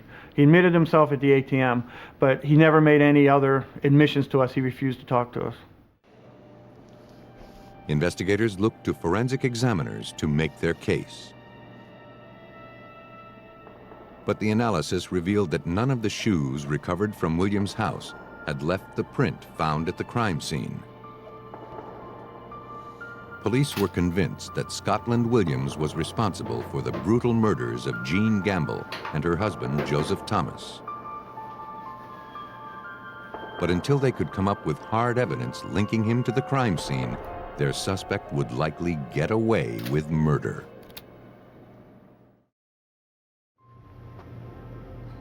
Police in Anne Arundel County, Maryland, believed they had arrested the man responsible for the murders of prominent Washington, D.C. attorneys Jean Gamble and her husband, Joseph Thomas.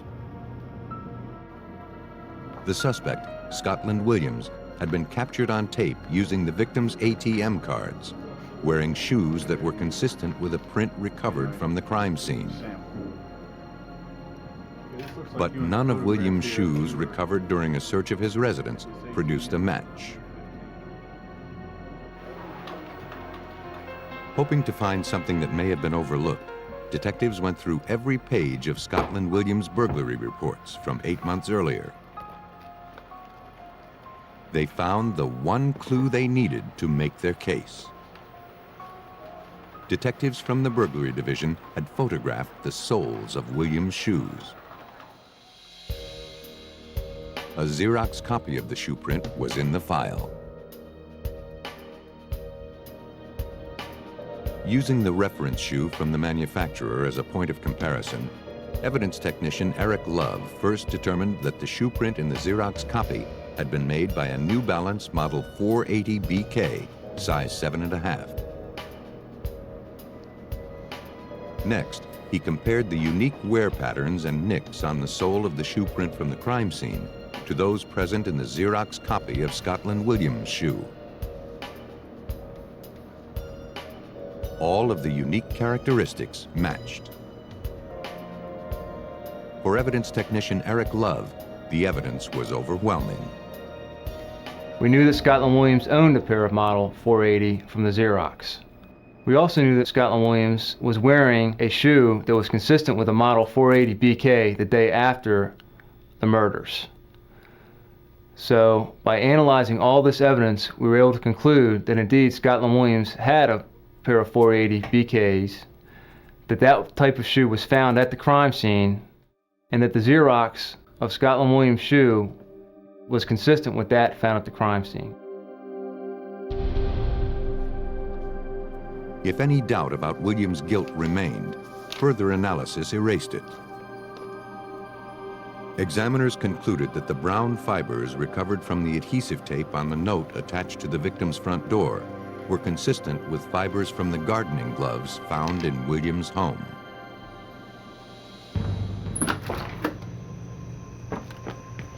Police believe Williams entered the victim's residence with the intention of burglarizing the house. But when he discovered Jean Gamble and Joseph Thomas sleeping, he pulled out his gun and shot them.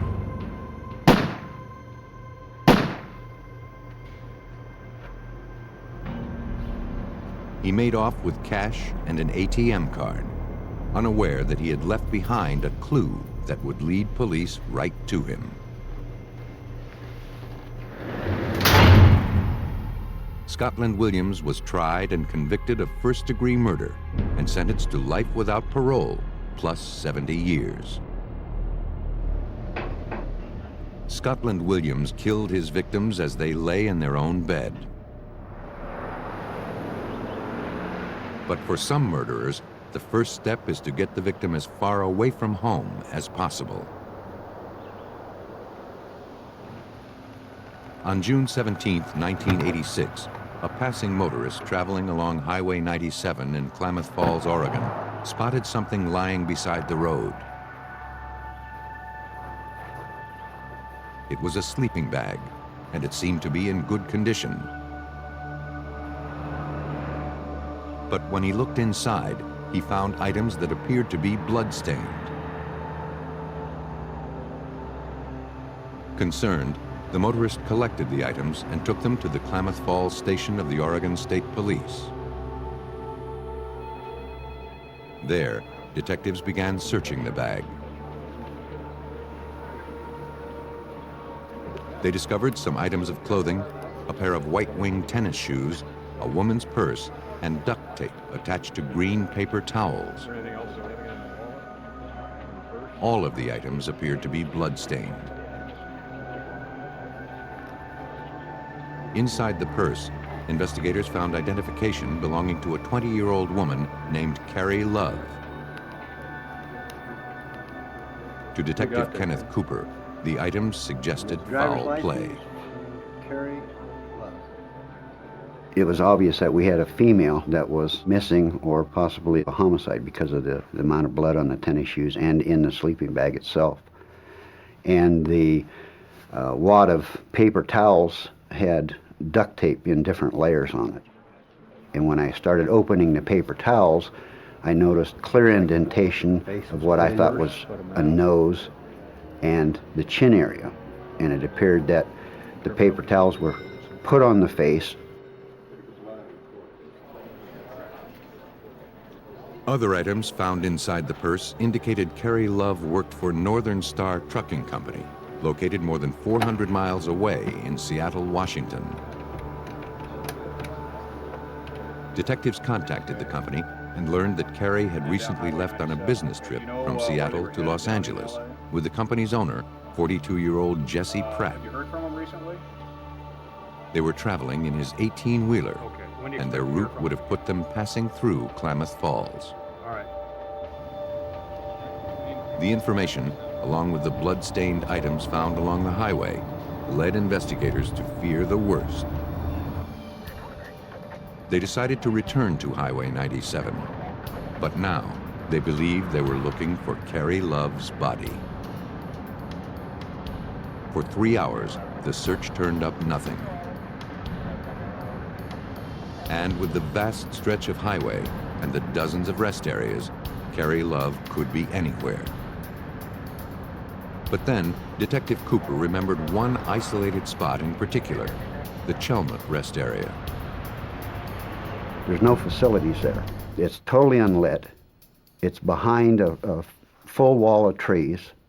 It's totally secluded, and at night it's absolutely pitch black. And that would be an ideal place to pull a body and cover them up with the gravel. When the detective arrived at the location, he realized his instincts had been dead on.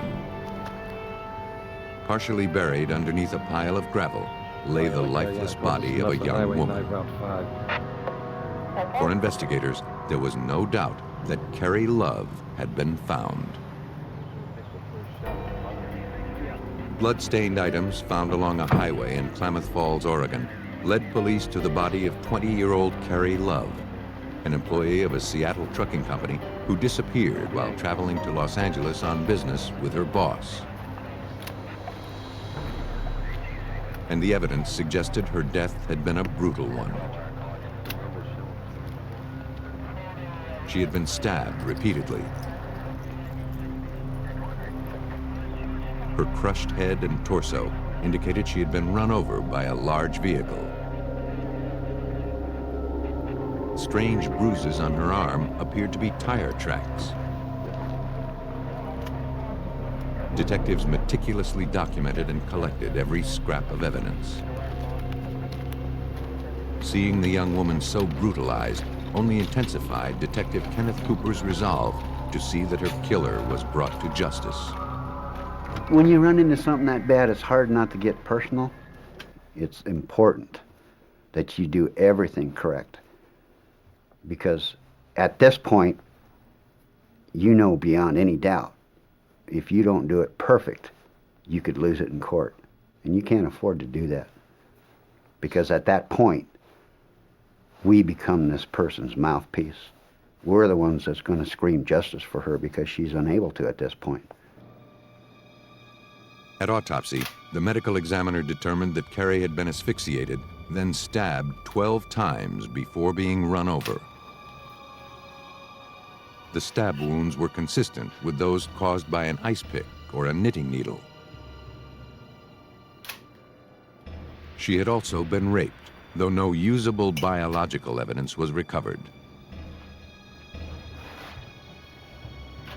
Other than the tread impressions, the only clues to the killer's identity were some red cotton fibers found in the victim's hands. The day I dropped her off. As word of Carrie's murder spread through her hometown of Seattle, her boyfriend came in to speak with police there. He believed that Carrie's boss, 42-year-old Jesse Pratt, had something to do with the murder. He said Pratt had a strange fixation with Carrie. In fact, a month earlier, he and Carrie attended a high school prom together. As they were leaving, the boyfriend spotted Jesse Pratt sitting in his car across the street. He was just watching them. The boyfriend confirmed that the last time he saw Carrie was when she and Pratt left the Northern Star Trucking Company heading to Los Angeles. That was 2 days before Carrie's body was discovered in Oregon. Seattle police began trying to locate Jesse Pratt, the last person seen with Carrie Love. The receptionist at Northern Star Trucking had not heard from her boss since he left for Los Angeles a few days earlier. As the questioning continued, a call came in. This is Mona. Hey, Jesse. It was Jesse Pratt. The detective's here and he's asking if Carrie's missing. Sure, just 1 second. Jesse? Seeming eager to cooperate, he told police he and Carrie had left Seattle together on June 16th. Now. But an hour or so after leaving, she decided she wanted to fly to Los Angeles instead. All right, when are you coming back to? He believed she became uncomfortable being with him after the two had consensual sex.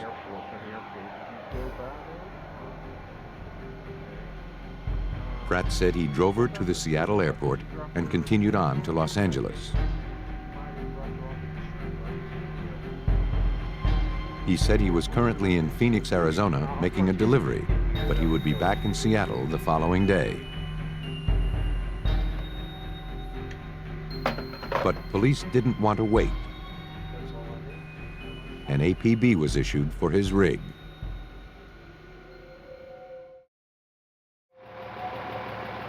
A few hours later, Arizona authorities spotted the 18-wheeler just outside of Phoenix. When Jesse Pratt could not provide a valid trucker's license, police took him into custody. His truck was impounded for a thorough examination. Oregon State Police detectives flew to Arizona to question Pratt themselves. By the time they arrived, however, Pratt had hired an attorney, and he advised his client not to answer any questions. Insisting he had nothing to hide, Pratt consented to giving police his red T-shirt for a closer examination.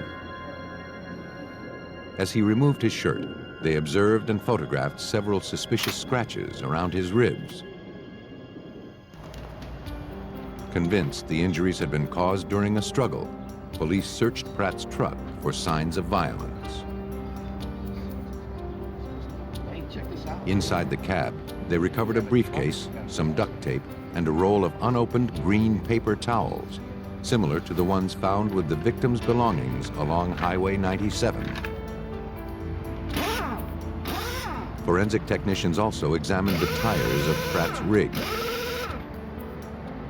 Though the treads didn't appear to resemble the bruising found on the victim's arm, the tires were removed and stored as possible evidence. For Detective Sergeant Richard Stroop of the Oregon State Police, the search of Pratt's truck had failed to produce evidence of murder. Interestingly, the truck itself did not provide us with any significant evidence, and I think that in and of itself was significant, at least to me, because it was very obvious this thing had been cleaned. It was spotless. There was no forensic evidence found in the vehicle, and you would have expected to see something there. So obviously, it was obvious to us that Jesse Pratt had cleaned that truck out pretty thoroughly. Investigators scrutinized the contents of Pratt's briefcase. They found a potential clue, a gas receipt from a truck stop located 100 miles south of the Seattle airport. The receipt was dated the evening of June 16th, 2 days before Carrie Love's body was found. Perhaps someone there remembered seeing Pratt. The attendant who worked that evening was shown a photo lineup and asked if anyone looked familiar. Anybody you recognize? Without hesitation, he pointed to Jesse Pratt. Yes, sir. The attendant remembered him well. Are you positive? Without a doubt. What stuck out in his mind was the mismatch between Pratt's unkempt appearance and that of the attractive young woman traveling with him. They had stopped to fill up. The young woman asked about using the restroom, but the driver seemed to be in a hurry, yelling at her to hurry up. The attendant remembered feeling that the two seemed like an odd pair. When asked if he could identify the woman traveling with Pratt, he picked out Carrie Love. Investigators knew that Pratt could not have dropped Carrie off at the Seattle airport as he previously claimed. Jesse Pratt had been caught in a lie. At the crime lab, examiners compared fibers from Pratt's red T-shirt with those recovered from Carrie Love at autopsy. The shape, color, and texture of the fibers were all consistent. Though the case was largely circumstantial, a jury found Jesse Pratt guilty of first-degree murder. But this case was far from over.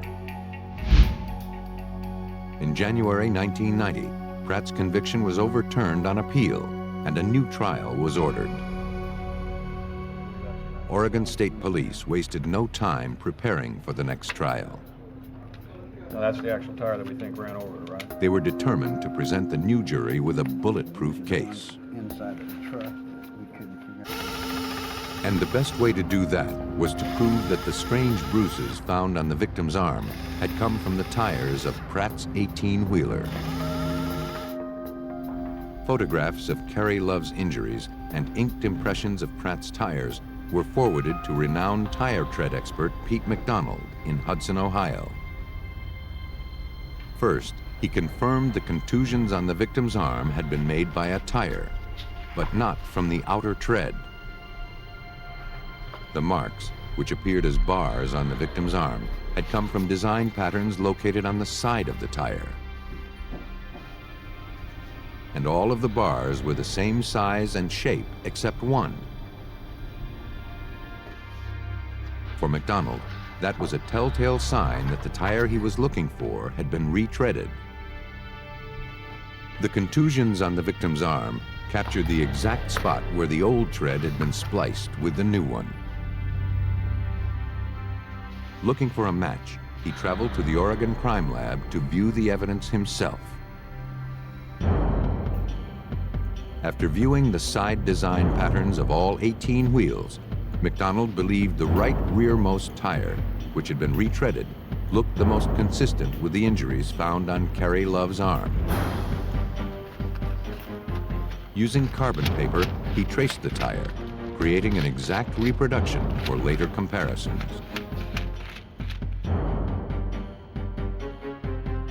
McDonald measured the unique bar patterns from the tire and compared it with photographs taken to scale of the injuries. All of the dimensions matched. Next, McDonald created a model that would help the new jury understand how an 18-wheel truck could run over a person with only one tire. I made a little model of the victim's body to scale with this tractor trailer. And then I moved the tractor trailer, and as you can see, this right rear tire, and only the right rear tire, is making the imprint. And now the inside of that tire is coming across the inside of the victim's arm. Still, McDonald knew from experience that his analysis was not foolproof. He contacted the manufacturer of the retreaded tire for specific information. Whenever I end up going into court, I find that the defense attorney is going to logically say, well, you identified this tire imprint, but there are millions of these tires out there. I called this manager, and he informed me that there were very few tires, like 300 of this brand, and only about 100 of this actual size. The manager discovered he still had the bill of sale for the retreaded tire that had run over Carrie Love. Northern Star Trucking had purchased it. Ironically, the check for the tire had been signed by Carrie Love herself, just a few weeks before she was murdered. Police believe that as Pratt and Carrie passed through Klamath Falls, Oregon on the way to Los Angeles, he pulled off the road at a rest area and made sexual advances toward Carrie. When Carrie resisted, Pratt raped and killed her, then buried her underneath the gravel and drove his truck over her body. The jury found Jesse Pratt guilty of aggravated murder. On April 16, 1991, he was sentenced to death by lethal injection. All of his subsequent appeals have been denied. Jesse Pratt believed that burying his victim would conceal his crime. But others will manipulate the crime scene itself, hoping to send investigators in the wrong direction. St. Paul, Minnesota, March 20th, 1996. An early morning 911 call brought police from the St. Paul Police Department to the home of 31-year-old Stacy Brown. Stacy's estranged husband had stopped by the house and discovered his wife dead on the couch. She had been brutally beaten and strangled to death. The position of her body on the couch and the fact that she was nude from the waist down suggested she had also been sexually assaulted. While examining the body, homicide detective Keith Mortensen found a strange clue. There were odd-shaped contusions and bruising on the inside of the victim's leg. I thought that it was an odd location for a bruise, for someone to normally get a bruise. Typically, I think if you get a bruise, it's on the shin area or on the front of your leg, sometimes on the side from bumping into something, but more unusual to get it on the inside of the leg. Though Stacy appeared to be the victim of a sex crime, a closer examination of the scene led investigators to have some doubts. One of her legs was up on the arm of the couch, yet there was a coffee table there with a number of items on it which were undisturbed. Her underwear were on the floor at the base or kind of by her right foot, and again it didn't appear to be in the position that it would be if someone were attacking her sexually. Investigators now had to consider that this crime scene had been staged in an effort to conceal the real motive behind the murder. They hoped an autopsy could tell them more. Police in St. Paul, Minnesota had no doubts that 31-year-old Stacy Brown had been brutally murdered in her home. But a closer examination suggested her killer had staged the crime scene in an effort to make her death appear to be the result of a violent sexual assault.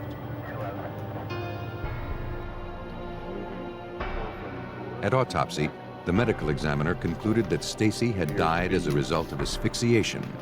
She had been strangled with a telephone cord and a wire hanger. And despite the fact that Stacy had been found nude from the waist down, he found no physical evidence that she had been sexually assaulted. He was also unable to explain the source of strange bruising found on Stacy's leg. Convinced the crime scene had been staged to throw investigators off the killer's trail, police believed the suspect would be someone close to the victim. 34-year-old Lewis Brown, Stacy's estranged husband, and the man who discovered her body, was brought in for questioning. He was devastated that Stacy was gone. Brown, who wears leg braces as a result of childhood polio, stated that he dropped by the house early that morning to drop off presents he bought for his youngest daughter. When he noticed the keys dangling in the front door, he made his way inside. That's when he discovered his wife dead on the couch. Well, I just dropped my kids off. Brown realized that his impending divorce made him a logical suspect. But he insisted he still loved Stacy, his wife of 8 years and the mother of his 3 children. On the night that she was murdered, Brown said he was at a local bar playing pool until going home around 1 a.m. He could think of only one person who would want to hurt his wife, a man involved with Stacy's best friend, Rebecca. Rebecca was contacted, and she agreed to an interview. She admitted that her boyfriend, Quan Tran, and Stacy had not gotten along. Stacy felt Tran was abusive and had urged Rebecca to end the relationship. But Tran became enraged by Stacy's meddling. A few days before the murder, he had smashed out the windows of Stacy's car. And later that same evening, there was another incident.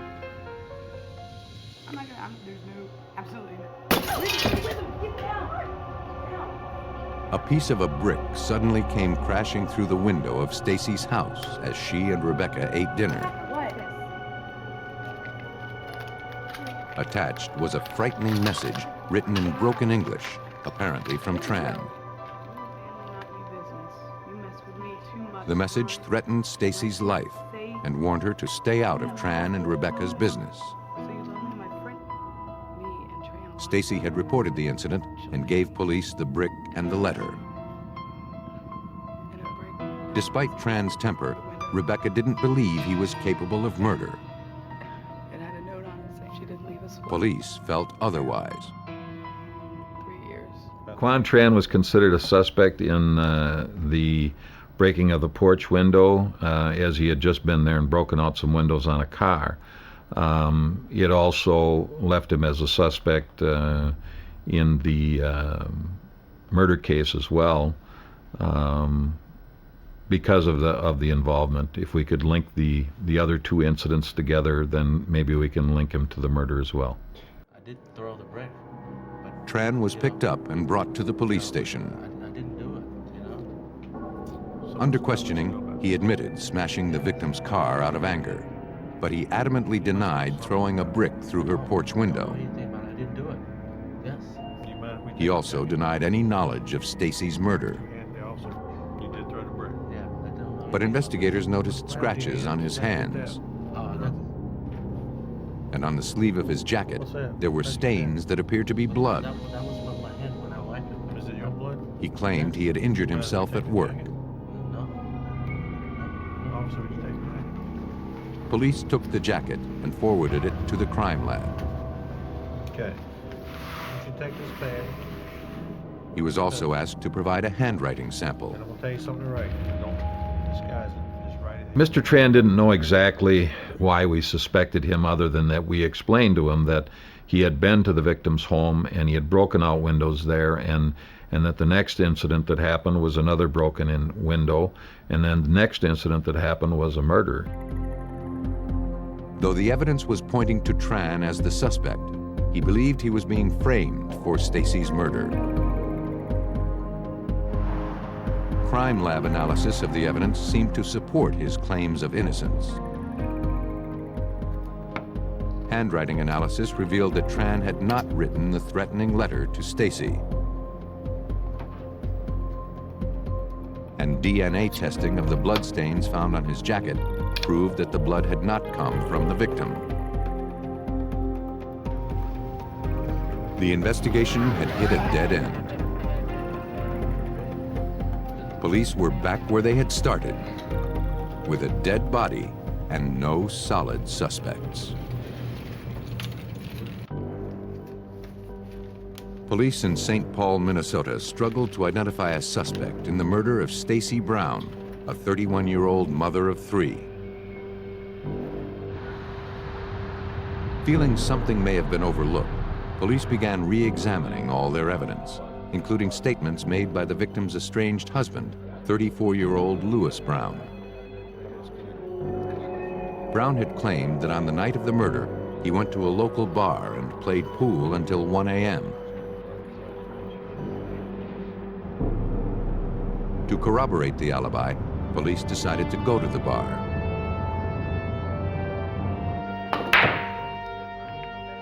There, employees who had worked the night of Stacy's murder were shown photographs of Lewis Brown. I'm looking for an individual, this individual here. No one recognized the man,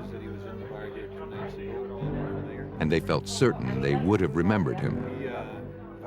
They stated that they had very few Asian customers and that they would have definitely noticed someone with a marked limp who was wearing braces on their legs. Though the information hardly proved that Brown was a killer, it suggested he had lied to police about his whereabouts the night of the murder. To learn more, police visited the facility where Brown was employed as an alarm technician for the St. Paul school system. Investigators asked his supervisor to look around Brown's workstation. There, the detective noticed and collected pens and a yellow writing pad, which looked consistent with the note attached to the brick that had been thrown through the victim's window. As the detective made his way out of the building, he spotted a broken piece of a brick being used as a paperweight to hold down some newspapers. He took it on the remote chance it was from the same brick thrown through Stacy's window.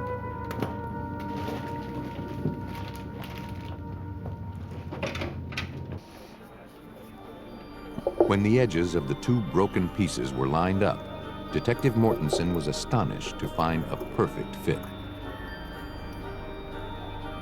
Louis Brown, not Quan Tran, had thrown the brick with the note written in broken English through his wife's window. Though Brown's efforts to frame Tran had backfired, police still lacked hard evidence linking him to the murder scene. They obtained a warrant to search his house. Brown's roommate led police to the suspect's bedroom. There, investigators found a few articles of clothing that appeared to be bloodstained. As the search continued, detectives noticed several leg braces scattered around the room. All of the items were collected. We need to take this leg brace off. Detective Mortensen forwarded the evidence to the Ramsey County Medical Examiner for analysis. There, Dr. Michael McGee worked the case. After reviewing the autopsy photos, he believed that identifying the source of the bruises on Stacy's leg would be the key to exposing her killer's identity. It had a peculiar appearance to it. That was a broken line separated by gaps or spaces that were fairly even. And if you looked at it, you could tell it was caused by some type of object that was machined and had certain dimensions to it. Dr. McGee, this just came in from St. Then, Dr. McGee learned from police that the prime suspect, Louis Brown, wore leg braces. He began analyzing all of the braces collected from the suspect's bedroom. One in particular caught his attention. It contained a knee support with an L-shaped hinge. Dr. McGee superimposed the hinge of the leg brace directly on top of a photograph of the wound. The brace in the open position matches exactly with the abrasion and injury that's present. The opened edges of the hinge are responsible for the area of abraded tissue present on the subject's leg. The spaces in the part of the mechanism here are responsible for the clear spaces present on the injury. The bruise that extends in an upward L fashion is due to the smooth aluminum strut. The only way the leg brace could have caused the injury to Stacy's leg was if the person wearing it had been directly on top of her. Louis Brown was the only person known to have worn those braces. He was arrested and charged with the murder of his estranged wife. I used to live here. Police theorized that on the evening of March 19th, an argument between Louis and Stacy turned violent. After strangling his wife, he staged the scene to look like a sexual assault in an effort to throw investigators off his trail. But all the while, his leg brace had pressed down on her leg. On January 31st, 1998, a jury found Louis Brown guilty of murder. A few days later, he was sentenced to life in prison. When leaving the scene of a murder, most killers believe they have successfully covered their tracks. But no matter how hard they try, clues to their identity always remain. Forensic examiners can uncover hidden prints and impressions and expose patterns of guilt.